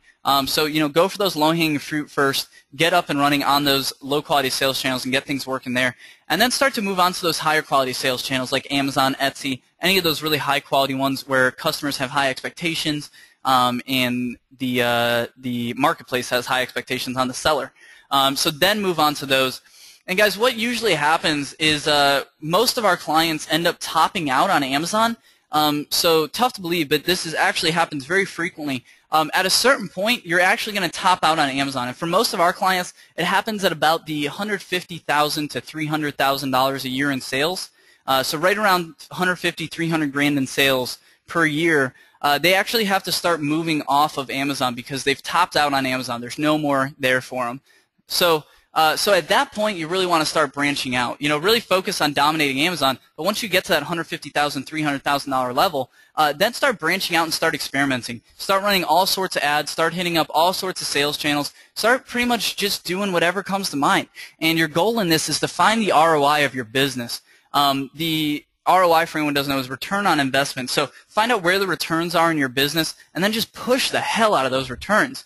So definitely, guys, every business is going to be different. Every product is going to be different. So the ROI is going to be in different places. Your customers are going to be in different places. So you have to experiment a lot, but once you find that return, you just push the hell out of it, and as you find more and more, the company just grows faster and faster. Once you top off on those existing sales channels, start to build your own. Like I said, guys, eventually you're going to top off on Amazon and eBay and all these other sales channels. For most of our customers, the max they can do on Amazon is 300 grand a year. So once they hit 300 grand a year, most of our clients start to move off and build their own brand, build their own sales channel. That's the time to do it. Don't start worrying about all the different moving parts of building a brand until you've dominated Amazon, because now you can use that profit to build your assets. Things like your website, things like your brand, things like your email list, things like that. So, and then from there, guys, it's all downhill. You can do anything you want. This is when it gets really, really fun. At this point, you have $1 million business if you can get to this point, and it's all downhill from there. Then you are the snowball. You're flying down the hill, just gaining momentum as you go, gaining mass as you go. And yeah, guys, so that's really it. That's really all it takes. And again, guys, make sure you're doing it in that order. That's really, really important to go through and make sure you're doing it in that order. Don't jump ahead. Guys, we've helped over 1,000 people build these businesses, and it's the same exact thing every single time. And it's this rapid launch and rapid growth strategy. So really make sure you pay attention to that. So, guys, as you can see, I'm a big fan of importing. I think it freaking rocks. It's really simple to do, as you can see now, even though everybody thinks it's really hard. And it's really safe to do, even though everybody thinks it's really risky. And again, that creates a really good buffer against new competition because everyone thinks this business is so risky and so hard. And as you guys can see, it's really freaking simple. There's I was 13 years old when I started doing it. So I'm a massively strong believer that if you're still here today, you can definitely build your own importing empire. You guys have every tool you need. There have been people that followed along with this presentation and actually built their importing company on the webinar. So guys, absolutely, this is something you can get going on right this instant, and you can build this business right now. Now, please remember, guys, this is not just theory. This is exactly what I did to build an importing empire by the time I was 16 years old. And this is the exact methods that all the top importers in the world are using right now. All of our top clients, all of our top students, everyone's using this exact strategy, guys. It absolutely works. So what's this all about? Why even get involved in importing? It's all about having fun building a business that allows you to be free, obviously. And it's about having that side business that creates true passive income whether you're working or not. Importing is a great business for people that have full-time jobs, people that want to start that side business and start to transition away and become their own boss because it doesn't matter. You can work as much or as little as you want, and it doesn't hurt the business if you walk away from it. So guys, it doesn't require a ton of time or anything. It's a really great side business, really great way to create that true passive income. And it's all about making that money you need to live the life of your dreams. That's what it's all about in the end. So I'm not sure why you showed up here today, guys. It may be because you're fed up with your current job and want to create some side income, start that transition, be your own boss. It may be because you want to start an importing business, maybe you've already tried and just got completely overwhelmed and bogged down in everything that needs to be done. Or maybe you're already rocking this business model and you just want those gold nuggets to plug it in and really scale it up fast, really hit that accelerated growth curve in 2015. So if that applies to any of you guys, I hope you really get this one thing. We've cracked the code on finding hot products to import right now. It's changed my world and allowed me to do everything I've wanted ever since, and many of our students. Guys, I probably would have, not dropped out of school and had a college degree and went down this whole formal education path if it wasn't for importing. It literally allowed me to do everything I've ever wanted and kind of funded my entire entrepreneurial career. And it's very much a replicable system that you can apply right now. Guys, literally over 1,000 of our clients have used this successfully. It's absolutely an effective system. It's absolutely a successful system. And it's a great way to create, to make a lot of money and create the freedom that you want in a relatively short amount of time. Guys, this is not some get-rich-quick scheme. This is not some internet marketing thing. This is a real freaking business. It takes a bit of work, but within a couple months, you can be making huge amounts of money. So guys, the obvious question is, how can you apply this code and this system for building your own importing empire? So you have a choice. You can do it the slow way. You can take what we taught you here today, use that trial and error, kind of fumble around, do it yourself, or you can join us and do it quickly in our Import Empire Jumpstart program. So guys, here's a quick quote, my favorite quote of all time. Everything in life should be as simple as possible, but not simpler. Very good Einstein quote. And that's what we try to do with the Import Empire Jumpstart program. So guys, what it literally is we literally take you by the hand personally, step 1, step 2, step 3, and we go through and help you find that killer product, connect it with a reliable supplier, and build that importing empire fast and eliminate all the ambiguity and confusion of starting this business. It's absolutely the fastest way to get from point A to point B. It really helps you to navigate down the mountain of importing with the right group of people and really stick to the right path. Instead of doing this, which was, me, I bought 5 sheets and I sold them on eBay, and then I bought 1,000, and here I am on my way to the bottom to smack a rock. So guys, this is most people in importing. Don't be this guy. Don't just jump off the mountain. Come down with us. Go down the fast track. So what is it exactly? This is what it is, guys. It's a live coaching program. So it started on January 20th. So you guys are actually getting in right after the first intro session. So most people had to wait 2-3 weeks to actually get started with this. You guys actually get to get started right this instant access. So you guys are going to get 12 weeks of live coaching from 8 different experts, and we might actually bring in some more. So these are wildly successful, multi-million-dollar importers that we're bringing in to answer your questions and help build your business personally. You're going to have constant access to us and all of the guest experts in our private coaching email. So, we, not only do you have the group coaching element, but we also do one-on-one coaching with you. So all your specific questions, all your good products, we'll look them over. We'll look over your suppliers, all that good stuff, and really help you to build this business right. You're also going to get instant access to the Jumpstart course, and that is over 90 hours of importing, e-commerce, and Amazon training. Guys, if you're wondering it has absolutely been covered in our Jumpstart program. This is the highest quality importing e-commerce community in the world, and I guarantee you, again, over 90 hours of training already in there. You're also going to get our personal directory of trusted suppliers, inspectors, shipping agents, pretty much every piece of our supply chain you're going to get and be able to instantly just pick it up and run with it. Not only that, but we're actually going to give you exclusive discounts on a lot of those service providers as well, which I'll talk about in a second. You're also going to get expert product analysis. So obviously you guys are going to know how to do the product research, but we're also going to do it for you. And you're going to see what's selling now, what's not, all about that. And we're also going to give you a whole bunch of email scripts that you can just copy and paste. So, you know, obviously you guys know all of the negotiation hacks now, but, you know, us in the Jumpstart group, we don't even have to remember it. We just copy and paste and run with it. So, and you're also going to get instant access to the community. So you can see it's the 3 C's of the Jumpstart group: the coaching, the course, and the community. You get instant access to all 3. And the community is literally the most incredible community of importers, e-commerce people in the world. You guys are going to be blown away by how high quality this group is. So you're going to get instant access to us in the Facebook group as well as the private forums. And guys, not only are we in there, the community's in there, but also all the guest experts will be in there to help you as well. So it's a really, really active, really strong community. And guys, you're also going to get exclusive discounts, like I said, from all of our service providers. So for instance, anyone that jumps in the Jumpstart group, not only is Shopify actually giving us their top support person to show us how to use Shopify in the best way possible, but they're actually going to give you guys a 20% lifetime discount on Shopify. So you guys can see the Jumpstart group literally pays for itself for people that want to run with this and are serious about building this business. So guys, tons of discounts, all sorts of stuff. It is an expansive program community.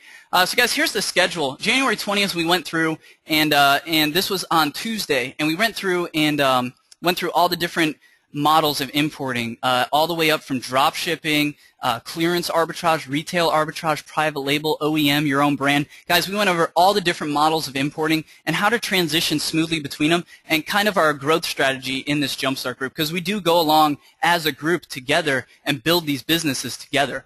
So guys, January 20th was launching your business, and that replay is already up in the members area. Anyone that jumps in today will be able to watch that right now.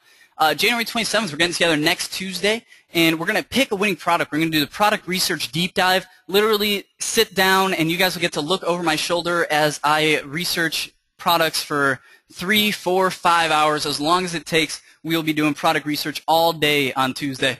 February 3rd, we're going to get together and connect that winning product with the right supplier, talk to you guys about how to find those suppliers, how to negotiate with them, all that good stuff. Then we're actually going to order those products on February 10th. February 17th, we're already going to hit the ground, start selling. It's going to be a whole bunch of fun. February 24th, get really deep into all these different sales channels, all these different sales methods. We teach you how to do Amazon listings, how to do eBay listings, how to do your own store. Like I said, we have Shopify experts coming in. Guys, this is serious stuff. March 3rd, how to safely buy in bulk. By this point, we usually have a lot of clients that have to start expanding their businesses. So we're actually going to talk about how to grow the business, how it changes buying 1 unit, buying 5 units, from buying 5,000 units, because that does happen by the 6th week here. And by the 7th week, we get into scaling up your importing business, and we pretty much focus on that for a long time. And guys, you can see what we're all about here. You know, this isn't some internet marketing course. I'm not some online marketer. I am absolutely, you know, we are real entrepreneurs, and you're real entrepreneurs. I don't want to see you guys just create a little bit of passive income or something. I want to see you guys build big business empires. I want to see you guys build sellable companies. That's what we're all about, and that's what we're going to try to help you do, guys. This is not some little internet marketing course. So guys, tons of experts coming in, and these are people that are literally inaccessible. These are not like marketing coaches or anything like that. These are people that are out there doing it. So we got Scott Mitchell coming in, imports $12 million a year. This guy has sold taken 3 companies public. So 3 IPOs along with many sold companies. So absolute business expert. He'll be helping us, again, change our mindset from building a business to building a real sellable empire company. We're also going to have Flexport coming in. Flexport, really cool Silicon Valley company. They're actually in Y Combinator right now. They're trying to completely change the way the world does customs and shipping, and they're doing a really good job at it. So we're going to have their CEO and founder actually come in, give you guys a guest presentation as well as a Q&A. We have Jim Smith coming in, owner of FVA Inspections and Prep Services. Not only will he be doing a guest presentation, a guest Q&A, he'll also be hanging out with you guys in the Facebook group, in the forums, and we also will be getting a lifetime discount on all of Jim Smith's services. So absolutely, guys, if you guys can see how high value this is. Lifetime discount on all of his services. Kevin Schleckner coming in, our most successful student, grew his business last year from $2 million to $7.5 million in 1 year. So you can see him speaking at UPS here. They brought him in just because he had such a crazy growth rate. So you can see him speak here, and he'll be speaking for you guys as well. We got Will Chernlin and the Chernlin brothers set up to come in. These guys carry at any given time $1 to $2 million of inventory in Amazon's warehouses. So absolute Amazon experts. You won't find any better than the Chernlin brothers. We'll bring them in. We got Edmund Lohman coming in. Not only is Edmund going to be helping in the forums, the Facebook group, he's also going to be answering private coaching emails, and he'll also be giving you guys a few presentations, Q&As, all sorts of stuff. And Edmund actually, he actually does the sourcing for companies like H&M and Zara. So when these really big companies need to buy something from China, they actually go to Edmund, and Edmund does it for them. So he'll absolutely be able to help you guys import your products as well.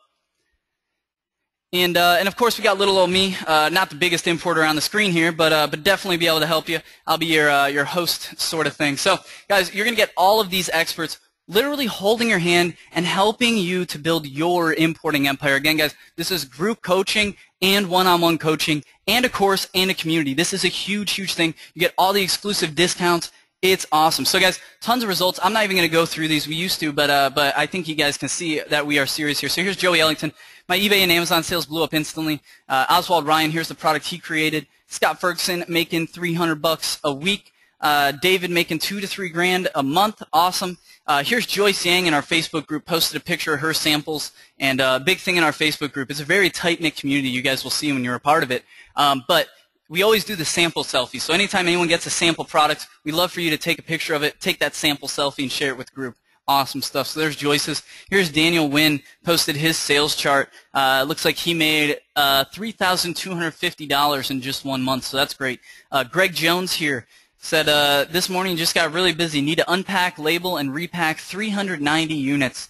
And Greg Jones, our most successful student from the UK, making 40 to 50 grand a month at this point. So absolutely killing it in the UK over there. And guys, we have a lot of big results too. This is a big scale business. So you can see here, someone tagged me in a picture just randomly. I had no idea why I got tagged. So I said, awesome ride. Looks like you got all the options and more. So he responded and said, my eBay and Amazon sales blew up instantly, big time. Now I'm at a standstill. I need your help again. So you can see literally people running with this system and building companies, building income to buy that brand new S55 AMG Mercedes. So that's awesome to see. And guys, I could literally sit here all day and show you all these sales charts from all these different customers. Here's some of our all-star students. Nina Farley posted her $517 check from Amazon, making $517 a week. Here is Carter Martins, one of our all-star students, posted his $1,600 check from Amazon, making over $1,600 a week from Amazon. And you can see Carter Martins, his product just jumped into the top 100 in his category. So he is just riding heavy. I think I was just talking to him last night, and he has, in the past month, he's ordered 900 units of his product.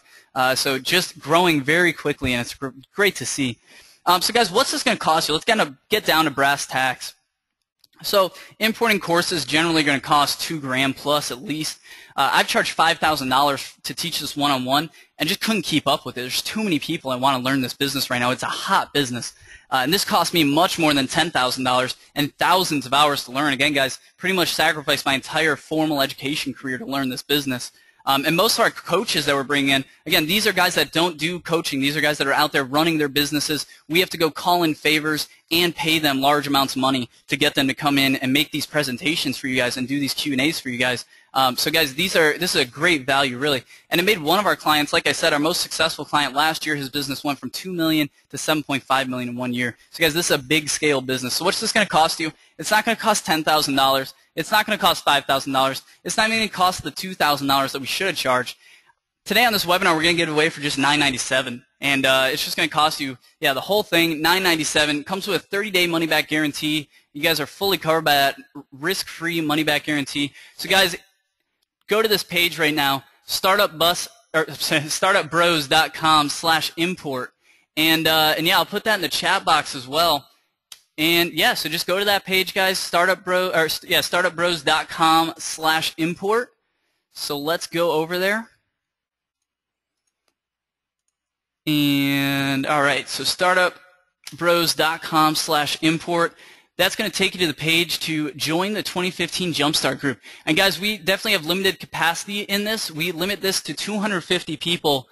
So the reason, we had our first session on Tuesday, our first VIP session, and the reason that we're doing a few extras because we still have a few spots left. So guys, 250 spots are going to go up, and we will close it down after that. So guys, here's what you do. Just type in your name, all your information, and you just do it up. Type in that info. I'll type in my address here. I'm hoping no one stalks me. No stalkers in here today. Cool. So guys, yeah, just type that baby in, and then you can choose between a whole bunch of different plans. We got a one-time plan, a three-time plan, and even a six-time plan. If you go down at the bottom, you can actually see the 6-month plan. So absolutely, what a deal. But yeah, guys, so you do that, and you're going to get instant access to everything you see here, everything I've talked about today, and so much more. So guys, definitely jump in. Just click join the Import Jumpstart group, and we will get the ball rolling and build your importing empire in 2015. So guys, click that link in the chat or type in StartupBros.com/import. You can also give us a call if you have any questions. Our number is 866-642-6669. So guys, and that's of course covered by that 30-day money-back guarantee. Awesome. All right, guys. So let's get into the Q&A and all that good stuff. All right, awesome. There's somebody, a few people already signed up, so lots of excitement about this. So the first big question is asked by Jen. She says, "How much do I need to invest to get started on this?" Again, I would recommend. We've had clients that have built, $100,000 companies with $50 in their pocket. So you can get started with as little as 50. I wouldn't recommend that though. I would recommend having at least $200 to $250 to get started. That's going to give you the breathing room and the flexibility that you need. $50, not a lot of breathing room there. So I would say $200, $250. Most people can build this business up pretty quickly.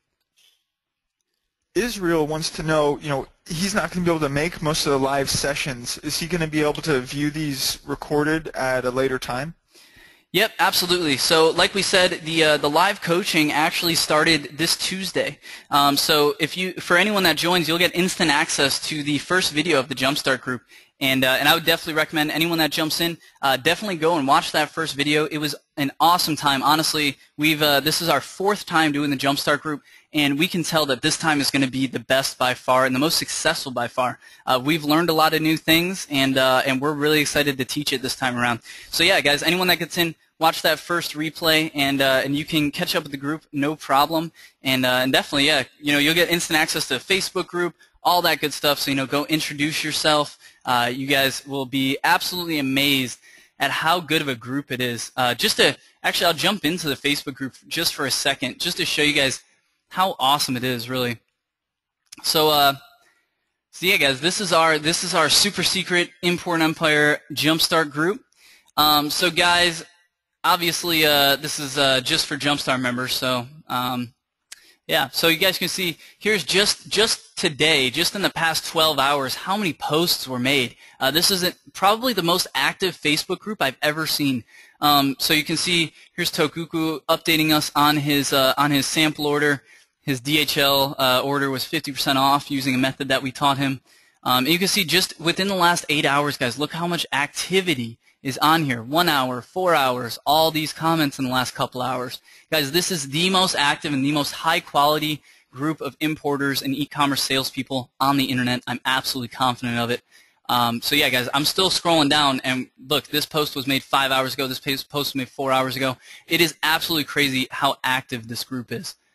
Yeah, and just to show you guys, kind of give you a tour of the Facebook group, Here, Jared Bunnell said the other day, he just joined. He's one of our new Jumpstart 2015 members. He said, "Who here's from the first group? Also, how's your experience been and how's your business going?" Rai Rice said, "I'm here from the second. Experience has been one of the challenges, learning, but definitely rewarding. I joined in August and launched last month. I've more than paid for the course and purchased several steak dinners." So that's awesome. Rai's doing great.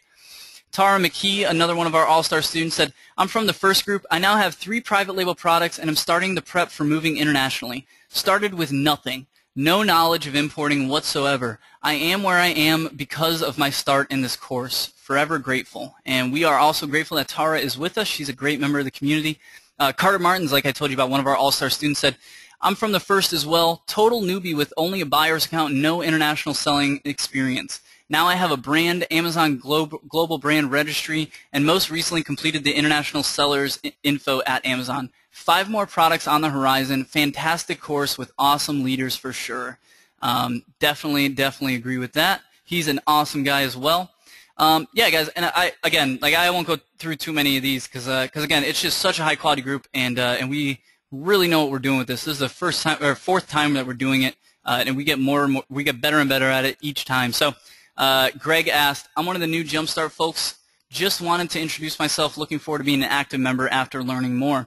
Rai Rice said, "You'll love it, and most importantly, let me tell you that this stuff works. I joined in August, launched last month, and I've already made my money back for the course and my inventory. Follow their instructions and take action." And that's really all it takes, guys. Just follow the system that we've created here for you, and just take action, move down that system, and you're gonna have success with it. I guarantee you. Here's Corey Rose. He said, "Got home from work and found out I made more money on Amazon today than I did at work. Feels good, man." Definitely is a good feeling. Here's Suresh. Post a little sales chart. Like I said, most of our clients, the top problem is actually that they run out of inventory. So you can see Suresh here. Here's his sales chart for, it looks like 30 days or so.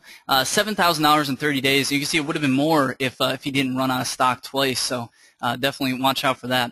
And guys, yeah, I mean, I could go through this all day. Guys, it is our Facebook group is just littered with success stories. Here's someone that made $1,600 in 7 days, the first 7 days of January. Here's someone shipping out tons of products to Amazon, tons of sample selfies. Here's someone's labeling, sample selfies, sales charts. Guys, it is the most active and the most helpful community there is. I am confident. All right, but I'll stop ranting now. We got some more questions? Oh, yeah. B wants to know how long this offer is available for. Like I said, guys, this group has already started. We are already on the way. So you guys, once you get in, you'll get instant access. Catch up with us, no time at all. This will be closed at the latest Tuesday. It's probably going to be closed, say, this weekend.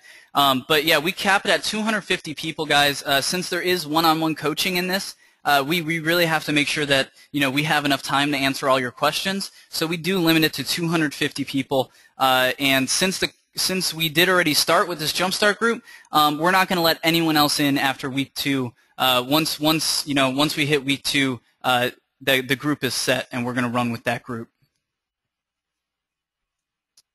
Perfect. So Reed says, "What if I don't have a lot of time? Can we move at a slower pace?" So I'm assuming Reed has a 9-to-5 job, maybe kids and a wife. Yeah, definitely. Yeah, so I mean, like I said, this is one of the best businesses for building that side business, for building that transition business. And the reason for that is once it starts to be successful, it's not like it takes more and more time the more successful it becomes.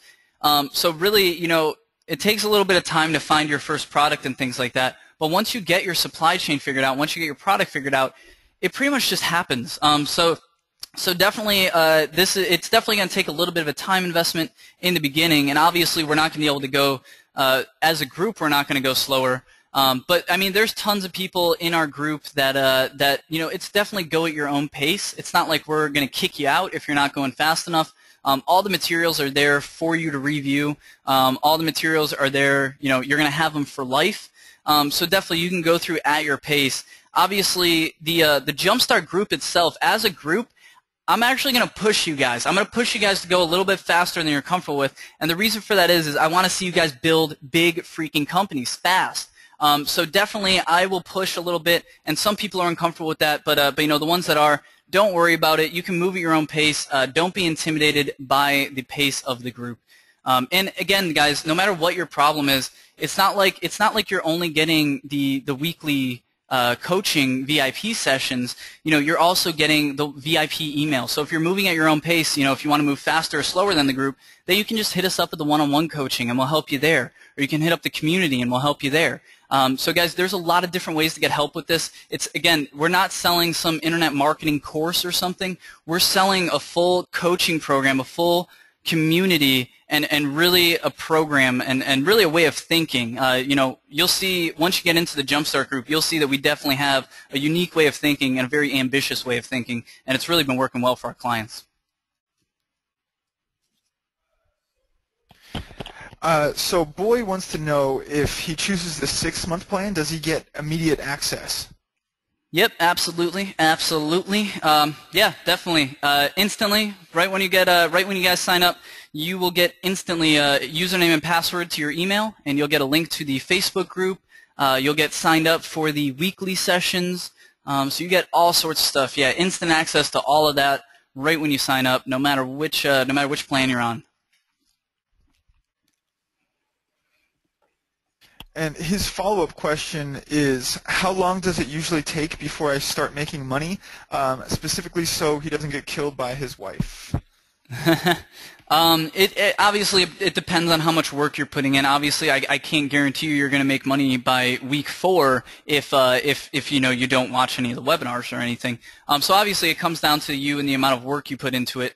You should. I always tell people you need at least the 2 to 3 hours to watch the training and the Q&A each week, and then another 2 to 3 hours to actually take action on the info we're giving you. So if you have 6 hours a week, you can absolutely get this to a profitable place by week 4, week 5. We order those samples on week 4. Some people order them a little sooner. Some people order them a little after. But if you're moving at a more rapid pace, I would say week 4, week 5, it would start to become possible to start bringing in a lot of income. And then on average, I would say it probably happens around week 6. Great. Evan wants to know, what is the estimated amount of time before someone just starting out can start paying themselves as opposed to rolling the profits back into the business? I think that's a bad way to look at business. I think that's a bad way to look at it. Never think about how much money you could take away from the business. Just think about how much bigger you can make the business. So I talk about reinvesting your profit into experimenting to see where the ROI is. That's really so you can continue to roll those profits back in, and it can continue to grow faster and faster. So I would definitely, me personally, I would recommend getting on that exponential growth curve where you're not taking anything out and you're just reinvesting everything and growing it, because that's gonna be again, guys, it's a much better. I think that's a much better way to do it personally. But yeah, I mean, guys, most importing companies, most successful importing companies, if you're getting started in January, you're probably going to make at least $100,000 the first year. The importing game, again, you're selling physical products. It's not some SEO thing. It's not some AdSense thing. This is a real business. You guys are going to be building a real business. So definitely, if you keep at it and you, again, lay that foundation of getting a sample in and out the door and build on top of that foundation, I think, most of our clients hit, maybe not most, I would say most of our clients make at least 10, 20 grand a year. And again, it comes down to your profit margin at that point, which is why you hear us talking about margin so much, is because it's really the foundation that your success is built on. So I don't know if that answered your question, but I think so.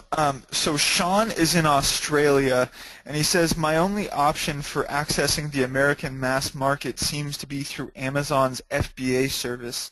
This seriously increases my fixed costs, which makes it harder to get started. Do you have any advice here, specifically around things like getting my products labeled? So it sounds like you have two different issues there. Yeah, in terms of getting your product labeled, very simple. Most manufacturers now have packaging facilities within their factory. If not, they're partnered up with a packaging facility like down the street to do all their packaging. So packaging is extremely easy.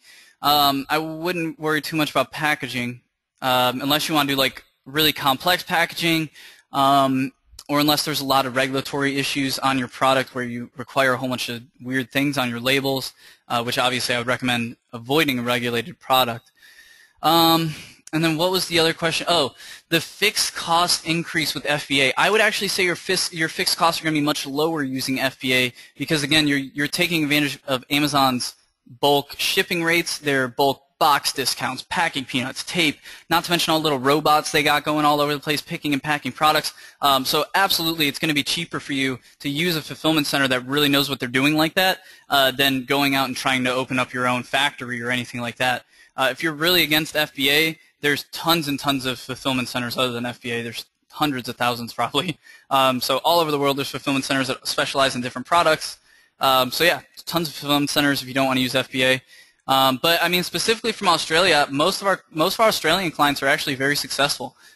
They start domestically, and people that are international actually have a little bit of an extra opportunity, an extra edge on American sellers because you can take advantage of that domestic market and then also take advantage of the U.S. market once you know what you're doing. So yeah, I think those aren't really problems for you at all. I don't think you're going to have problems with either of those. Great. Omar is interested to know whether the course comes in Spanish or not. The course does not come in Spanish. I took 4 years, but I'm probably not going to do too good at the Spanish version. Pat wants to know if we have a list of USA wholesale companies. So if she wants to source domestically in the U.S. Yeah, for that sort of thing, I mean, I just use Google. I think that's the best way to do it. Any wholesale directory is going to be bad because it's just going to be, it's just going to be a really concentrated activity on those suppliers. There's so many different wholesalers, so many different suppliers. You don't want the 10 on some list because there's going to be so many buyers looking at those 10. It's much better to go on Google and just find one that, is very good at what they do but not good at marketing it. So yeah, I mean, there's tons and tons of good suppliers in the U.S. Again, the way I find them is just Googling them. If you really want to, there is a website called, one second, I'll bring it up.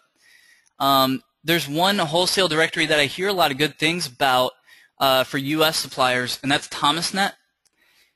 But again, Google. Honestly, I've had more success with Google than ThomasNet, but I've heard good things from ThomasNet.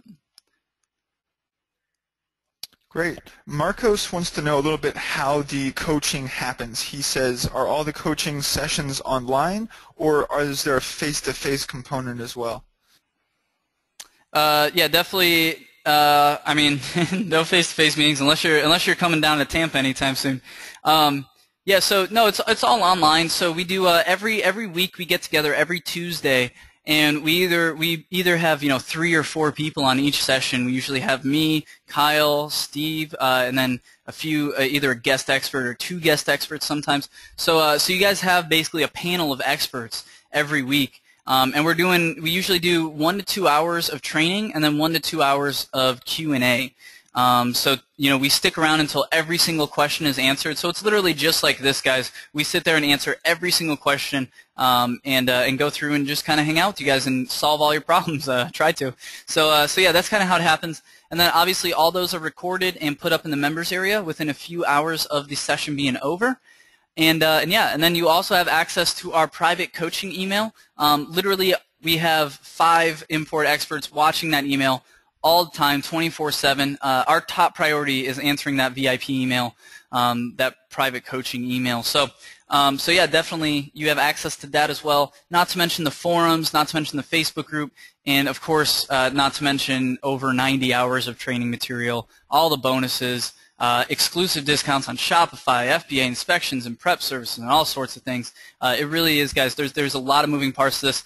I promise you guys, like, just straight up, guys, if you're serious about building this business right now, there's no better choice than this Jumpstart group. I've seen every single Jumpstart. I've seen every single importing program, every single e-commerce program. I'm a member of all of them, and I promise you, we just have a different way of thinking.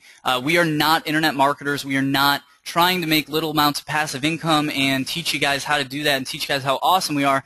We're trying to build freaking companies, guys. We're startup entrepreneurs and that's what we're going to turn you guys into too. So absolutely, guys, this is a ultra advanced, ultra in-depth, ultra comprehensive program. Tim is traveling a lot over the next few months and wants to know whether or not he can do this. Does he need to be able to take, take a lot of inventory and have space for that, or what? Luckily, no. So as long as you're in, you have some location that you can be in for 4 days or so, you'll really be fine. So you want to be location dependent for, a couple days when it's actually time to receive your samples and sell your samples. But other than that, again, once you have that foundation laid of getting samples in and out the door, at that point, it's all really growth. So I would actually recommend at that point outsourcing your shipping and your inventory to a fulfillment center like Amazon FBA and just having them handle all the inventory. And then again, you can travel all over the place. We have customers in Guatemala, Nigeria, Ghana, all over the place that are running successful businesses in the U.S. without ever looking at their inventory. And it's all about just building that right supply chain. And again, we're not going to take you guys straight to that. We would want to see you, do that first sample order domestically just to be in the motions, know what's going on, because you have to know what's going on before you outsource it. So I promise you guys, again, we've done this with over 1,000 people, and we know every single mistake that people make. We know every single little obstacle. So again, we can tell you guys, we know that people try to jump ahead and do FBA on the first sample order. So now we know to say, hey, do that first sample order domestically and then outsource the shipping and the inventory to FBA. And that's worked for most of our clients. Great. Susan has a business partner that she works with on these projects, and she wants to include her in working on this importing business. Is there a way that they can share an account? Yep, absolutely. Actually, guys, we actually offer free guest accounts. So if you have a friend, a family member, we would love to have them in with us as well for completely free. So you basically get a 2-for-1 deal on your account. So yeah, we love seeing any husband, wife, father, son, mother, daughter, business teams. We love to see if we love to help build successful businesses, but if we can also help bring a family closer, all the better. So definitely, guys, you get a free guest pass with your account. Reed has an interesting question. He says, have you seen people fail in your program, and if so, what were their big mistakes? The only people that fail are the people that just stop. So anyone that's active in the community, we have such an active community and such a helpful community that's really easy to get picked up and kind of run with the mindset and run with that motivation, because when you're in the Facebook group, you see 5-6 pictures a day of people that are having success with this system, so it works. So yeah, it's definitely very motivational. But in terms of where people fall, I mean, it's really all the pitfalls we talked about. So every once in a while, we'll have a lot of people that come into the Jumpstart group after getting scammed, and it's really clear to them after why they got scammed. Like, it's really just a few simple little principles they have to know, and it's hard to fail. It's especially hard to fail in the importing business too, because you're importing physical products. It's not like you're doing SEO or trying to get clicks to a website where it's actually possible to go to zero. With importing, the worst case scenario is you sell something for 20% off. Like, you're still making sales. So yeah, where do people fail? And what was their big mistake? Again, it's really just not paying attention, and not, if you don't watch the sessions, we really go over every single thing in the sessions, because we sit there and answer every single question that comes in. And we've done, again, over 90 hours of them at this point. So, I mean, we've really covered everything. The all-star students that I talk about that are really killing it are the people that have been in since the beginning and just really, really active in the group. And they've become friends with a lot of people in the group, and they've become friends with us. And through that, it's just every week they come back and they have more questions, and we help them build their business just that much more. And it just gets bigger and bigger as time goes on. And Reed followed up that question up with this. Also, if someone really does try to follow your program, do they find success? Yeah, absolutely. Yeah, I mean that's really the key. That's really the key. You almost have to surrender a little bit and throw your assumptions out the window. I mean, guys, I mean, look at this. I mean, this is a perfect example of the type of success that people see in the group.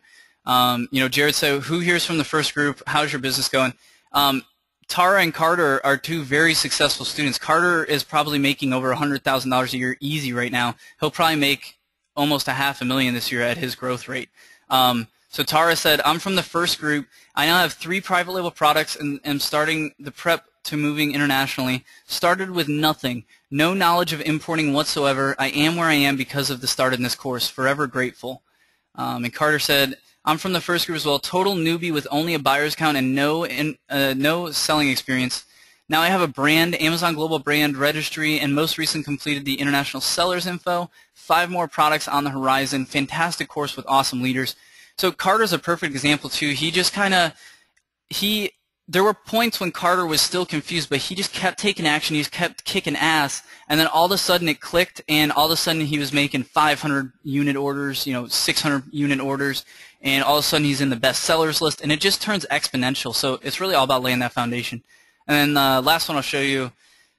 This person said, "You'll love it, and most importantly, let me tell you, this stuff works. I joined in August, launched last month, and I've already made my money back for the course and my inventory. Follow their instructions and take action." That's really the key. If you follow the instructions and take action and you move baby steps down that system, and guys, we're going to be there with you every step of the way. So every obstacle you hit, write it down, and then every week we're going to get together and I'll literally sit there and talk to you and help you through this business. We'll have multi-million-dollar importers coming in and telling you how to solve your problems. Like, it's really, honestly, guys, it's really the best importing course. If you're serious about building an e-commerce business, building a private label business, building an importing business, this is absolutely the best value. Not only the best value, but the best system, the best strategy, the best community, but definitely the best value. Because again, there's things out there that are much worse than us that sell for many, many thousands of dollars, and most of their customers refund and come to us. So. B wants to know if we cover handling business taxes, etc. For the most part, we don't. I definitely don't cover like how to file your taxes. Definitely not a part of building a successful importing business. So everyone worries about taxes all the time, and my answer is always the same. Don't worry about taxes until you have to pay taxes. So there's no reason. So many people sit there and try to minimize their taxes and stuff when they aren't making any money. So yeah, cool, save 10% of $100. But I'm more concerned about you guys building those sales up, and then once you get to 100,000, then we can start talking about taxes and stuff like that. Yeah, and Reed just said, "I think if I got big enough, I would just pay someone to do it." Yeah, guys, nobody knows how to do taxes. We all hire accountants. There's not many people out there that are filing their own business taxes. You just get a CPA, and any CPA can do it. It's very simple. TJ wants to know how to approach a manufacturer for a custom product, and that's a big thing. So do you want to talk about whether or not how we discuss this in the course as well? Yeah, definitely. So guys, if anyone is interested in creating their own product, once you get instant access, I would go straight into the second Jumpstart group and go into the training videos there. And if you go to week 9, prototyping and creating your own products, we actually had Gordon Stiles, who's the CEO of Star Prototype, literally the largest prototyping company in the world, and Gordon Stiles is the type of guy that you just can't get a hold of. So we pretty much called in every favor we could to get this presentation. So this is probably the best resource in the world for prototyping, creating your own product. This is the CEO of the largest prototyping company coming in and showing you how to do it from the ground up, and then doing, of course, the Q&A session as well. So yeah, if you're interested in that, there's no better research than this Star Prototype video. Star Prototype is definitely the company I would recommend as well. They're definitely the best prototyping company in the world, the largest prototype company in the world. But this is definitely going to be super helpful for you.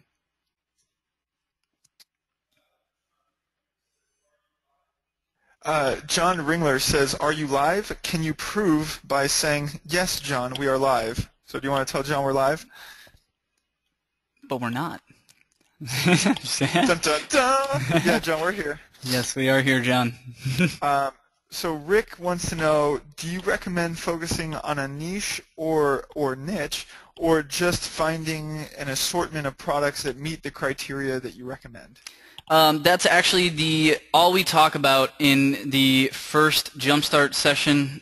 So when you join, just jump right into the 2015 Import Empire Jumpstart group, and you can see last night's replay right here.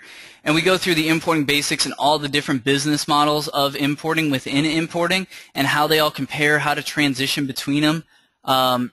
So yeah, that's literally we just talked for 3 hours on Tuesday with the group about that. So I would definitely, that's kind of the basis of the whole thing. And we talk about how to transition between them.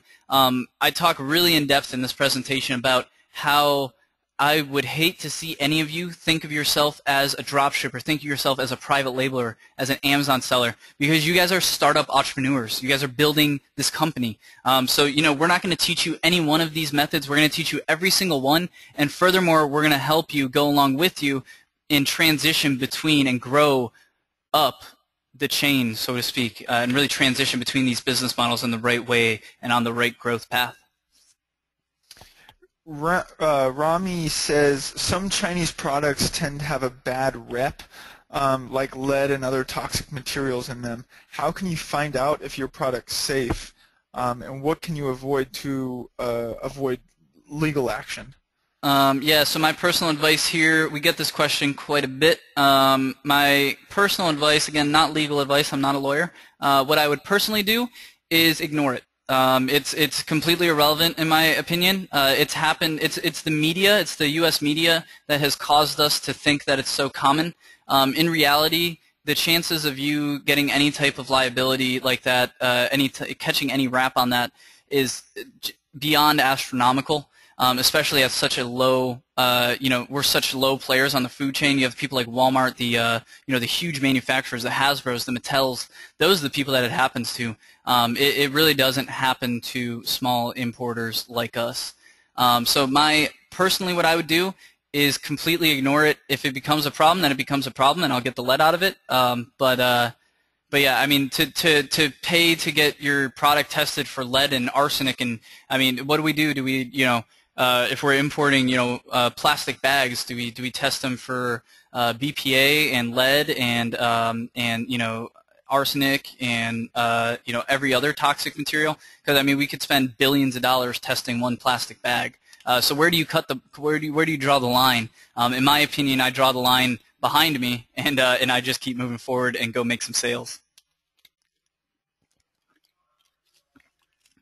So Sean, our good Australian friends, wants to know that if we cover in the program how we can set up Amazon international accounts or setting up American bank accounts or legal entities.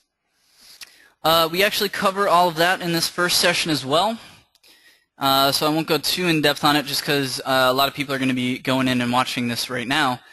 So yeah, we spent a good half hour during this presentation just going through and talking about all the different things that you need legally, and when to get them, when not to get them, where to get them, how to get them, depending on the state you're in, depending on the country you're in. So you guys can see we go pretty in depth. Perfect. Reed wants to know, when do I move from low-quality shippers to high-quality shippers? I would always use high-quality shippers. I don't know if I understood that question though. I think he said shippers. I think he may be talking about moving from eBay to Amazon shopper.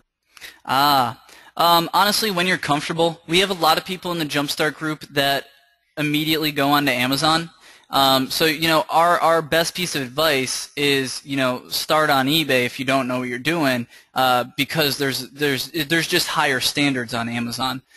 So with your sample order, I would definitely recommend putting those on eBay just because, again, we're not 100% certain on how those samples are going to turn out. Part of the reason we're selling the samples is to figure out what the customer's expectations are and if our product meets those expectations. So we don't want to find out that our product doesn't meet expectations on Amazon. If that does happen, we would want to find out on eBay. So for the samples, I would recommend eBay. But honestly, when you're comfortable, you just go on to Amazon. The sooner the better, honestly. But you just have to. We're very clear cut with the group. There's some people in there that haven't made any sales at all before. So if this is your first time selling a product, there's a few things that you have to know, like how to take care of customers, how to box a product, how to actually ship something, and we figured the best way for people to learn that, if they haven't already done that, is to sell those samples on eBay. So yeah, in terms of when to move to Amazon, whenever you're comfortable, and really the sooner the better after your samples. Great. Marcos wants to know if you teach the techniques to get your products top ranked on Amazon. It's basically to boost sales. Yeah. Do we cover that? Yeah, that's sales is what every business is built on. So yeah, absolutely. We spend many weeks going over different sales methods. We go through everything from how to write the listing, how to optimize the listing, how to get feedback, feedback. And another cool thing that the group does is, we're always trading products back and forth. So if I go in here right now, somewhere around here, let me see if I can find it. Timothy Bryant said, okay, so I have 14 positive reviews, looking to get 20, giving out a promo of my baking mats that's just $4.50 each. So guys, it's pretty cool. Like, you get in the Jumpstart group, you'll get some awesome deals because everyone's selling products at cost, and we really all trade feedback back and forth like that. So you get great discounts on products, awesome products, and you also get awesome reviews on your products. Even more specifically, Blake Olson wants to know if you go into keyword research and techniques for getting techniques for getting reviews you just talked about. But do you do keyword research on Amazon too? Yeah, definitely. It's not tough at all, and Therapy can actually help you with that. Obviously, in the Jumpstart group, we spend a good 20 minutes going over this, but yeah, there's tons of good places to get that stuff.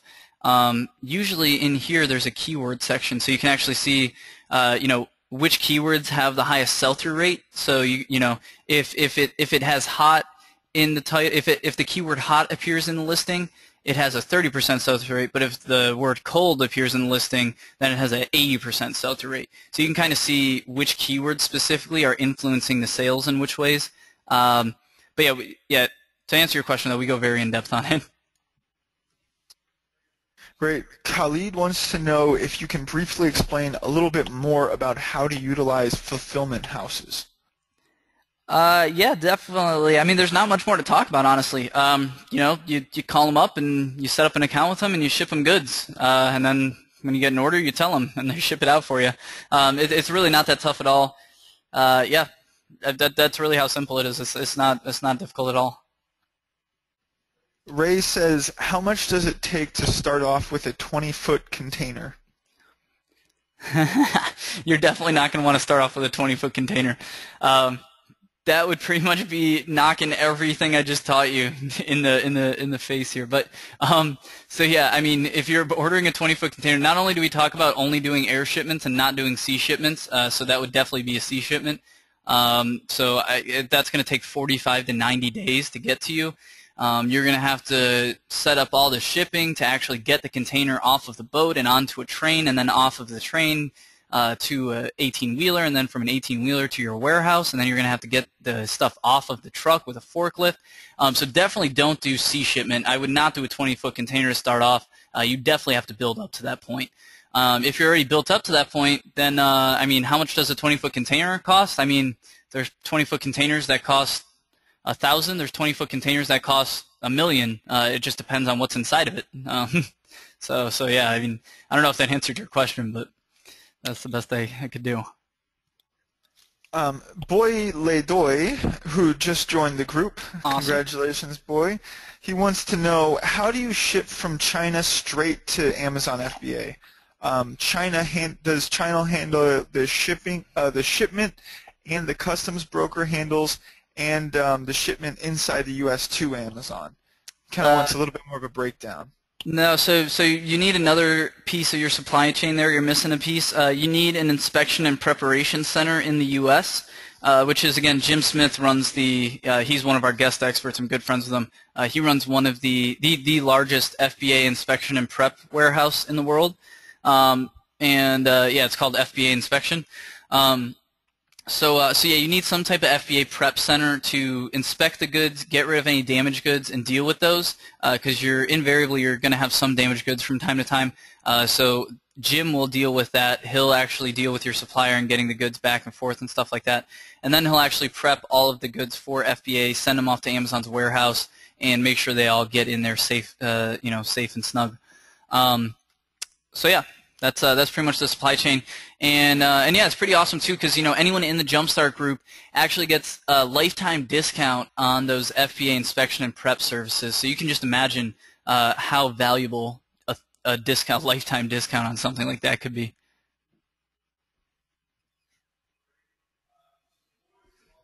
Great. So Boy's follow-up question, he's also interested in containers. He says, what if you have a retail shop? Yeah, I mean it's up to you. I mean, obviously, if you have a retail shop, that's a completely different business. So no one's gonna be able to give you, no one's gonna know more about your business than you. So if you have a retail shop, obviously it depends on what the shop is, how many customers. There's a lot of variables. But yeah, I mean, if you have a retail shop, you're probably much better equipped to do a container than obviously someone that's just starting out. If you have a retail shop, you probably have somewhere to store it, so that's good. And yeah, you probably have a fair amount of experience, it sounds like.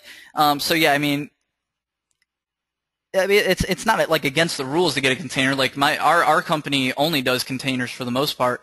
But it's just tough to start there. So Boy, it sounds like you're a little bit more advanced and you might be able to manage a container.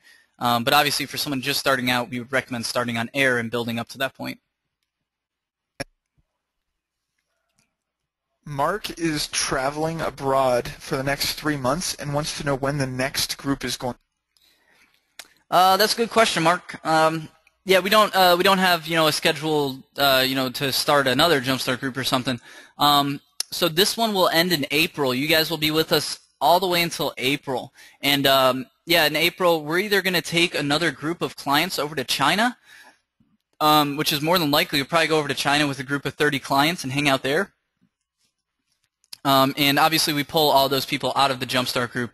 If you want to go to China with us, you have to be in the Jumpstart group just because you have to have all the basic knowledge to come with us. So if you're in the Jumpstart group, you'll have access to come to China with us in April. But yeah, so we either go to China in April or we'll do another Jumpstart group. Either one or the other. Kind of leaning more towards going to China, but we'll see, Mark. So John Ringler says a friend of his started making a bunch of money selling LED products, but then soon the market was flooded. So he wants to know, when you have a very hot product, how do you prevent other people from stealing your product? I don't know if I would call it stealing. I mean, that's just the market and the economy working. If there's a you have to. That's why we talk about catching those trends. That's what happens to every product. Very, very rarely, I don't know if there's any products out there that demand just continues to rise and supply just stays the same. No, I mean it's always gonna happen like that, John. Our goal is just to be in early rather than later. And again, that's why we talk about scaling up at the right pace and things like that. Because a lot of people screw themselves by doing a 5 sample order and then going to 1,000, and they figure out that they just flooded the market alone, and now they have to discount everything because they just have too many products. So we definitely again, we definitely know all the obstacles and stuff, and definitely have a system built out to help everyone. And I'd add that we do teach them to build brands on top of your products or in your products, and that helps build a bit of a moat to create brand loyalty. Yeah, definitely. That's a great point. Yeah, I mean, obviously, guys, we're all about, again, building sellable companies. So yeah, we take you through how to make money importing. Yeah, big whoop. Who can't do that? So definitely we'll help you guys do that. We'll get you there. But we definitely don't stop there. We take it to a whole nother level. Take it to 5 extra levels. Again, guys, this isn't some internet marketing thing. You guys saw the presentation I just gave. This isn't some internet marketing BS. this is a serious coaching program for people that are ready to get serious about this business and build it right in 2015. Amen. So Blake Olson wants to know, if you find the exact supplier, do you run into any trademark issues if private labeling the same product? Generally not. Obviously, you're going to private label in that case, or at least have a product that's white labeled and doesn't have your any other trademark on it. So yeah, I mean, all you have to do is make sure that you ask for a sample without another company's logo on it.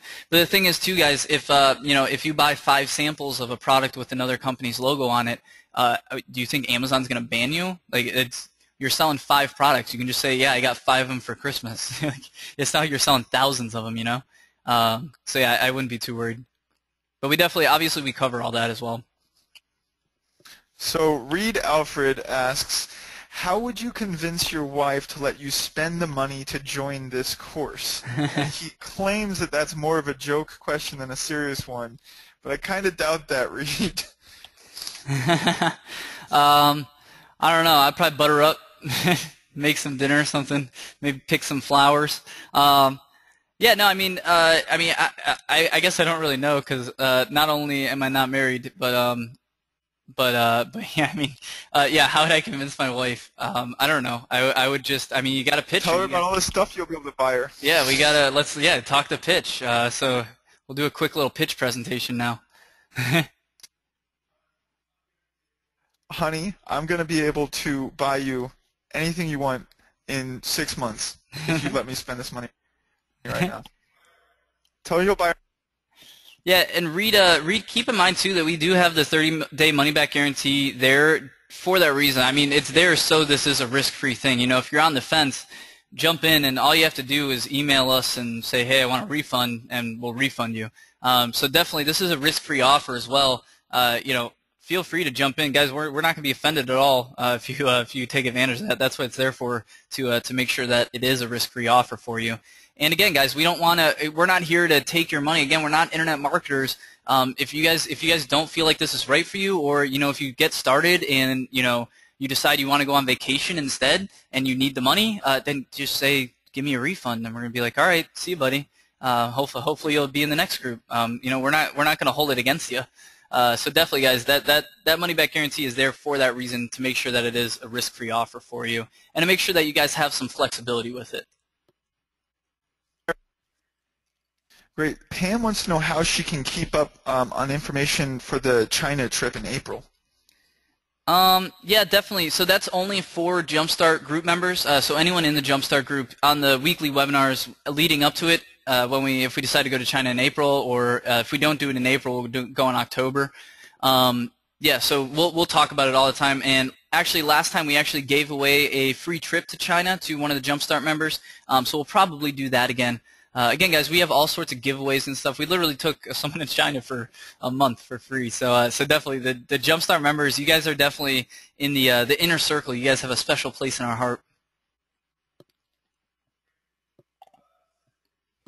Raimi says that eBay seems to be flooded with Chinese products. How do you? Yeah, so there's always tons of people that worry about the Chinese sellers on eBay. Obviously, we're not ever going to compete on price. So thinking back to the very basics of marketing, the 4 Ps: price, positioning, placement, and I forgot the 4th one. But we're never ever going to compete on price. We're going to compete on the other Ps. We will never compete on price with Chinese sellers because that is a losing battle. They're fine making 5 cents, but we want to make $20 a sale. So definitely, guys, I would recommend obviously avoiding them. You don't want to be selling things like iPhone cables. But even if you were selling iPhone cables, guys, people don't like shopping from Chinese buyers. They don't like waiting 2 weeks for a crappy product to arrive. They would much rather. That's why Amazon is so much bigger than eBay. They would much rather just go on Amazon and buy something and get it in 2 days from an American seller who actually knows how to deal with them at their level. They have much higher expectations that Chinese sellers just aren't able to match. So I wouldn't worry about them too much. Actually, since we first started the Jumpstart group, the Chinese sellers have really started to fall off.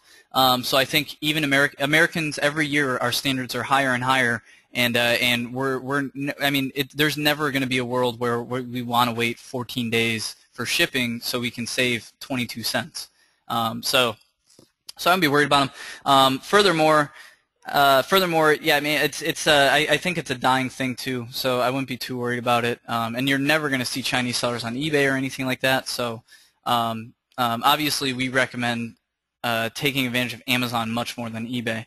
Amazon's going to be a much bigger part of your business in the long run. Great.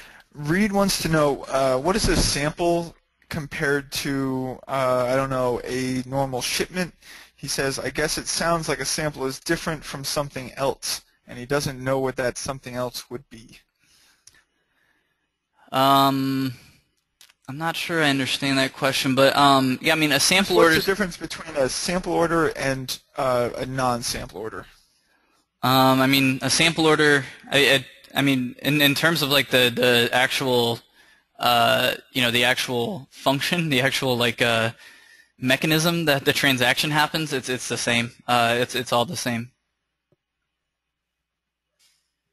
Right. I mean, a sample, you can usually get the samples for free and just pay for shipping, right? And they're always very tiny orders. Yeah, I mean, a sample. I mean, we call it a sample because we treat it differently on our end. A supplier calls it a sample because it's just a super small order that they're gonna put up with because they think you're a bigger buyer. So I mean, yeah, I'm not sure if we answered your question, Reed, but if we didn't, let us know. Great. Shraddha wants to know if he can receive the recording of this session. He's worried about his schedule to take advantage of this offer. Yeah, definitely. The replay of this webinar will be up for a few more days, and then again next Tuesday we have our second weekly VIP session, and we're probably going to cut off everything at that point. So that'll be the end of the replay, the end of your ability to join, and then we will just be focused on launching those businesses. Great. Tanya wants to know if she can negotiate sample. Yeah, definitely not. Definitely not. If you remember pitfall, I think number 5 or 6 was pushing in the wrong place, and I specifically talked about not negotiating on your sample order because it's going to signal that you've never done any type of importing before, and they're just going to stop talking to you. Great. So Ramy has a comment and then a question. First he says, Amazon seems like a great long-term goal, but with low startup capital, eBay seems like the best option. And he asks, how can you make your silicone mat, for example, show up on the first page of searches as opposed to page 30? Google's a much different animal, eBay's a much different animal.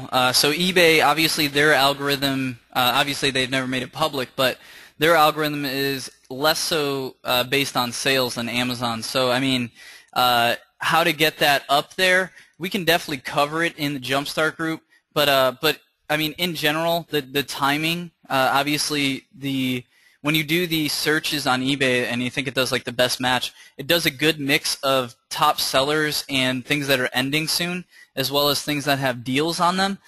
So I think any one of those 3 methods would be a good way to get onto the first page. But you know, more importantly too, yeah, just keep in mind too, it's not there's other ways to get on, you know, the first page of what? People are searching for all sorts of different things on eBay, so there's other ways to get exposure even if you're on the 30th page for the main keyword, if that makes sense. I think it does. And you guys, the questions are getting older at this point. If you have an unanswered question, go ahead and copy and paste that into the question box. Or if you have something that you were thinking about asking but just didn't, go ahead and type that in too so we get all your questions answered. Rocco wants to know what are the other low-quality sales channels besides eBay? Craigslist is like the main one, and I know, you know, some people, some product, it's different for every product, but there's products out there that you can make an absolute killing on Craigslist. Like I have one of our clients just sells ATM signs, and he buys them for like 20 bucks a piece and sells them on Craigslist for 250. So it really depends on the market. You know, every product, the market for every single specific product is going to be different. So you know, you just kind of have to look around. But yeah, so in terms of what are the lower quality sales channels, I mean, an exercise that we're going to do in the Jumpstart group is actually going through and using Google to find places that our item is already selling or similar items are selling. And through that, you can kind of see where those products are selling all over the internet, all the different sales channels, and then you can kind of target all those lower quality ones through there. But obviously, eBay, Craigslist are the easiest examples. Apart from that, there's tons of other. There's like literally, you know, millions of e-commerce sites out there that not many people know about, but people are still buying from. Nice. And then Boy, who just joined, wants to know what the VIP section inside the members area is. That's for people who have already completed the Jumpstart group. So yeah, after the 2015 group ends, you guys will also get access to that VIP section. And what that is, that's like that's things like the China trip and things like that that you guys now have access to now that you're VIPs and you know have gone through and know all the. Now you're importing pros. Then you can do you know the China trip and things like that. Very cool. B says, you mentioned Etsy, but I thought you can only sell handmade or vintage products on that site. Can you suggest what you're selling on Etsy that is imported from China? Yeah, I mean, in general, you guys, again, are entrepreneurs. Never ask if you can do something. Ask who's going to stop you. So, you know, what's handmade?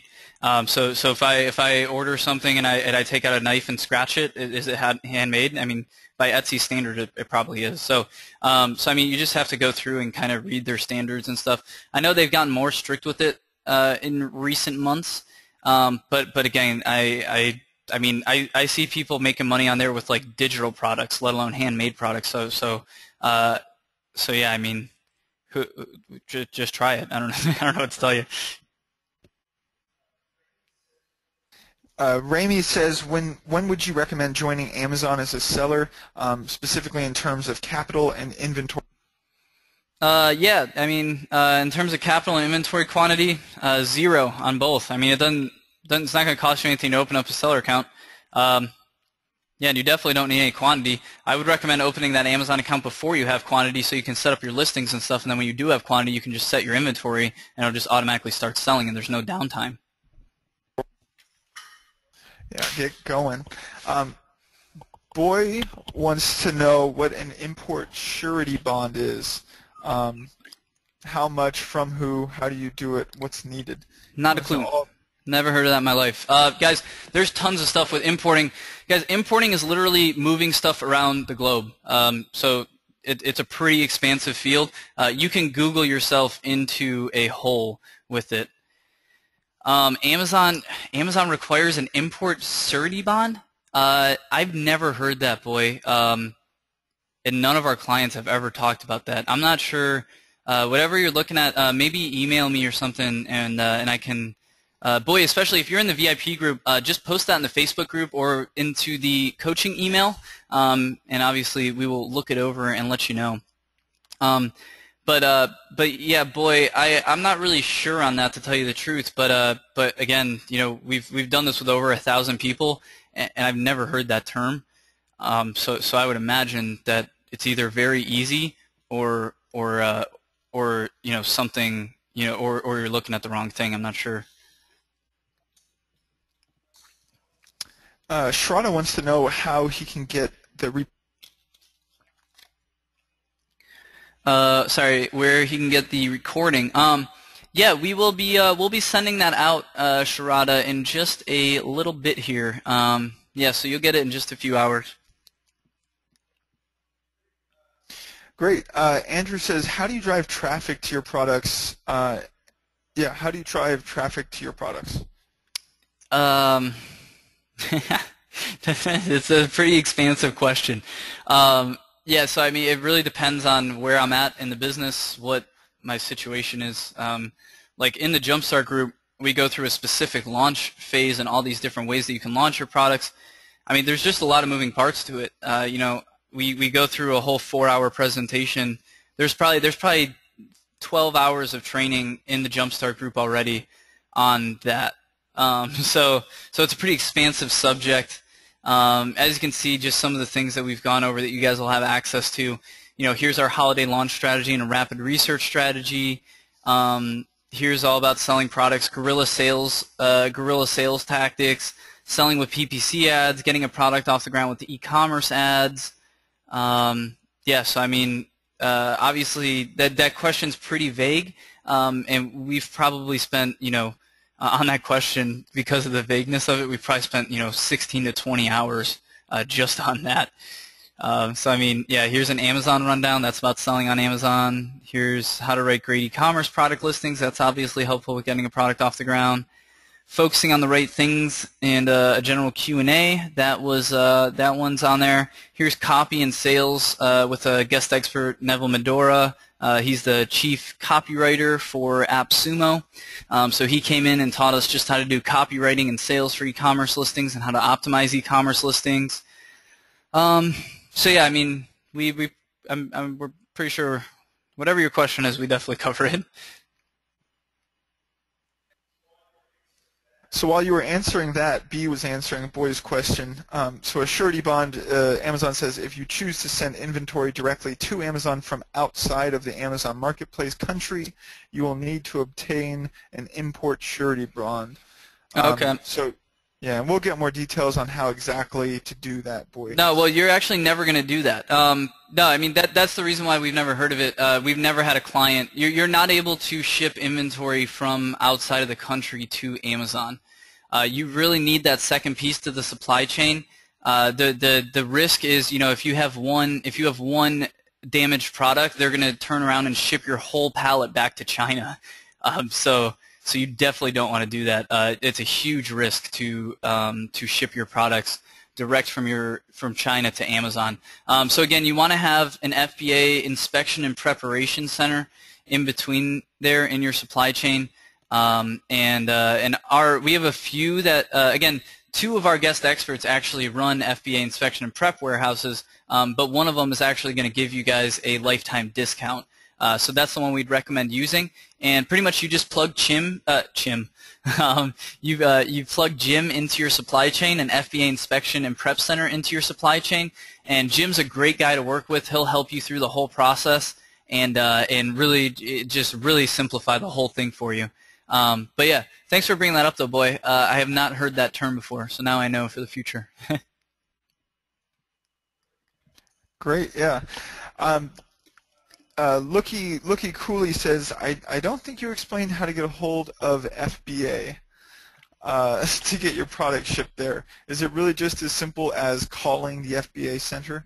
It is even simpler. I think you can do it online. Like literally, guys, all I do is open up my Amazon app, like when I'm selling things just normally. So like for a sample order, all I would do is open up my Amazon seller app. I would take a picture of the barcode and then put how many I have, the condition of it, and then I would ship it to Amazon FBA, and that would be it. And then it would just ship out when it sells automatically. I don't even have to look at it. Great. Leah wants to join right now, but she's not finding the 6-month payment plan. Do you want to show her where that is on the page? Absolutely. Yep, so if you're on this page, all the way at the bottom, scroll all the way down there, and you'll see the 6-month plan right there. So, and Boy's interested on how to get Amazon reviews and feedback. Do you kind of want to talk a little bit again about how people get reviews using our yeah, definitely. And Boy's in the Boy's in with us too. So Boy, you're definitely going to know all about this soon.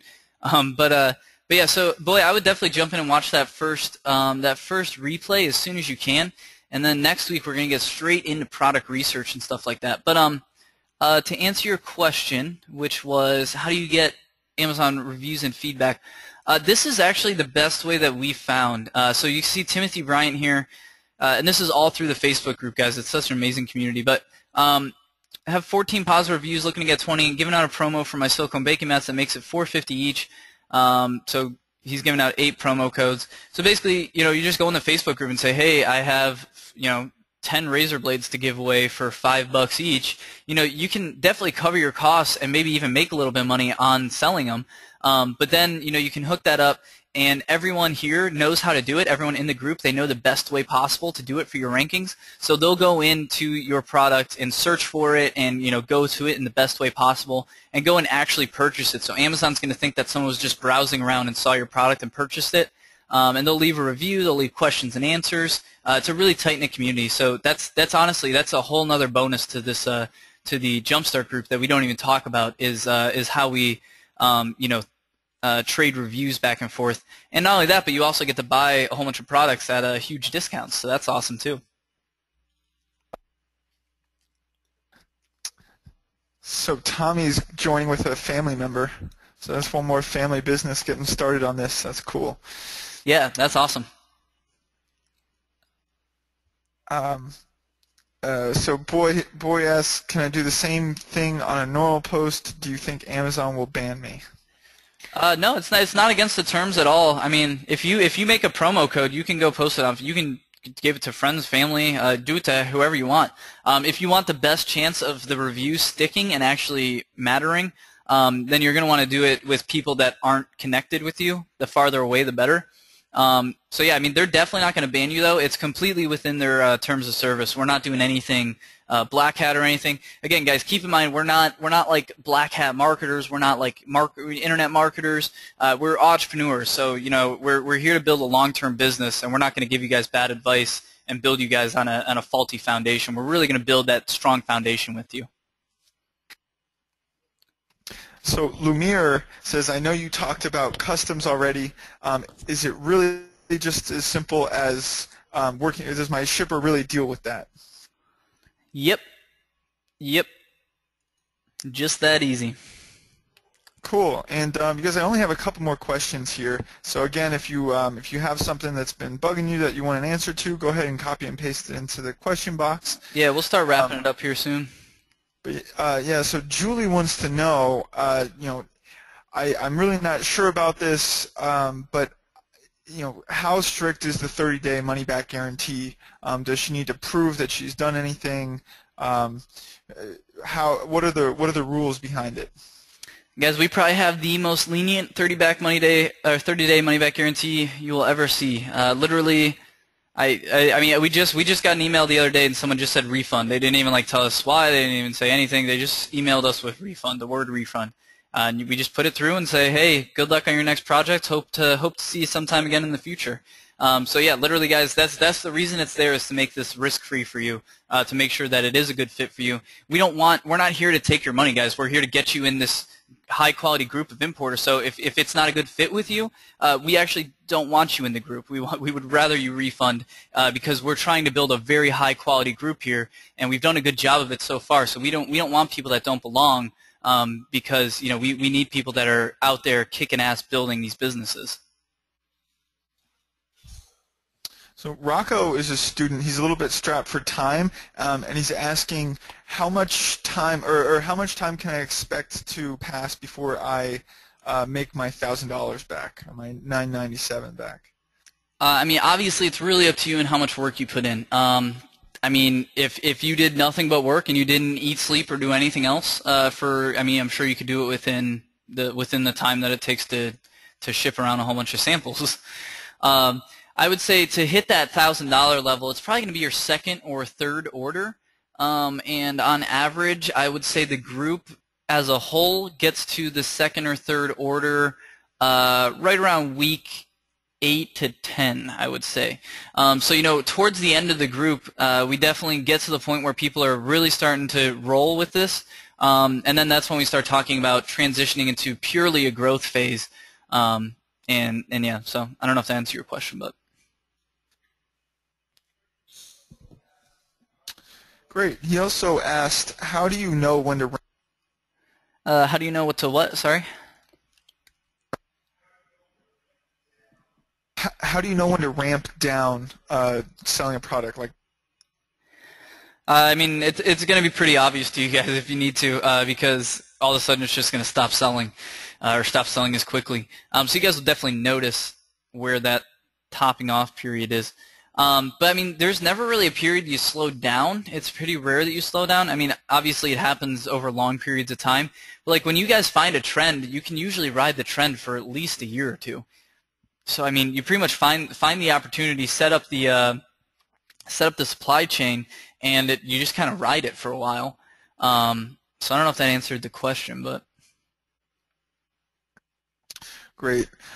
Rami says, I really wish I had the cash to spare for the membership, but I'm going to try to use what I learned in this video, make $1,000, and then reinvest it back in this course. So we'll see you soon then, Rami. Definitely possible. I mean, look at that picture that I showed you guys of that guy that just randomly tagged me in the picture of his new Mercedes. He wasn't even in the group at the time. He actually just did it from the free training, and now he's in the group, obviously, and now he's kicking ass. But yeah, definitely. We'll see you soon, Rami. So one more question from Boy. He says, do you think ShipStation as a fulfillment center is cheaper or better than FBA itself? If you're gonna be selling on Amazon, then it's best to use Amazon FBA. You know, just so you can use Prime and things like that. So I would definitely, you know, most of our clients, again, if you're selling on Amazon, you're going to be using Amazon FBA. Now, how do you ship out products to your eBay sales, to your Etsy sales, whatever else, to your own website? You can either do that through FBA, or you can use a different fulfillment center. Me personally, I would probably still use FBA. There's something called multi-channel fulfillment through FBA, and that's basically where they'll send out, there'll be a fulfillment center for any order, not just Amazon orders. So, you know, even if you're selling on eBay, you can use FBA multi-channel fulfillment and ship out that order from Amazon. Nice. And Boy told Rami to use the 6-month plan, pay $197, learn all you can, and then earn the money back to pay the rest. And that's absolutely true. I mean, the other option is do the 6-month plan, pay $197 to get in, and if you don't make that back by the time the second payment comes around, you can refund too. So there's all sorts of interesting things you can do with that 30-day money-back guarantee. Yeah, definitely. Use it as a safety net. You know, that's what it's there for. B says, I sell on eBay. I've always been concerned about handling returns for imported products. Yeah, I mean, that's another reason that we really like fulfillment centers, because I also hate dealing with returns. So yeah, I mean, I would much rather a fulfillment center deal with that than me. And they deal with it better and more efficiently, too. It's cheaper for them to deal with it than me. Great. Boy says, if I ship products to the U.S., should I send also to the U.K. if I want to use FBA multi-channel in both the EU and the U.S.? Yeah, definitely you can do that. But you're going to want to, you always want to make sure that your products are going straight from your country of origin to your country of sale, country of destination. So obviously you wouldn't want to do, you know, send a container to the U.S. and then send half of it to the U.K. But definitely, you could definitely, you know, send half your products to America, half your products to the U.K. And yeah, that's definitely, yeah. I mean, that's a way to build a really big business too, Boy. We only have a few clients that have gotten that ambitious with it, and you know, branched out to UK, France, Germany. There's so many different opportunities out there. Italy, all these. Great. With that, that's our last question. So okay. If anybody else has something, go ahead and put it on in there. Awesome. Well, guys, thanks a lot for being here. For everyone that's still here with us, thank you. It's been 3 hours, so I'm amazed that you're still with us. I hope you're not as tired as my voice as I am. So guys, congratulations to Israel Patterson, Jackie Fishlin, Pamela Alcid, Boy Lay, which I'm pretty sure I'm still pronouncing wrong, Scott McQuinn, Sean O'Hagan, Marcos Latero, Drew Barmore, Elizabeth Hill, Cornelius Van Workman, Madison Adams, Muse Zeal, David NGO, Matab Khan, Emily Dupree, Sunil Mawani, Courtney Farm, Jacobus, that's a cool name, Reggie. Congratulations to all you guys. You guys are now Import Empire Jumpstart members. You guys are going to be absolutely blown away by how successful we can make this thing in the next month. So guys, I really look forward to working with you guys over the next 12 weeks. It's going to be a lot of fun, and it's going to move very fast. So really get ready to hit the ground running there. And I will see you guys on the other side. So everyone, thanks a lot for joining me today. Real quick in the question box, if you thought this was worth your time, and if you could do it all over again, give me a 1 if you would do it all over again. Cool. Awesome. Getting a bunch of 1s. Awesome, guys. I'm very glad to hear that. So I'm really glad that this was worth your time tonight. Obviously, I have a lot of respect for your time, and as you can see, we really jam-packed this thing with value. So I hope you got a few good golden nuggets. And for anyone that's in the Jumpstart group, I really look forward to continuing this trail that we're on and really building this business and kicking some ass in 2015. So, guys, good night and goodbye, and I will see you next time. Kyle, you want to say bye? Guys, awesome session, awesome questions. I'm so excited to work with those who've signed up. I'll see you on the other side. Have a good. Okay, awesome. All right, guys. Well, I will see you on the other side. Thanks a lot for being here. Goodbye.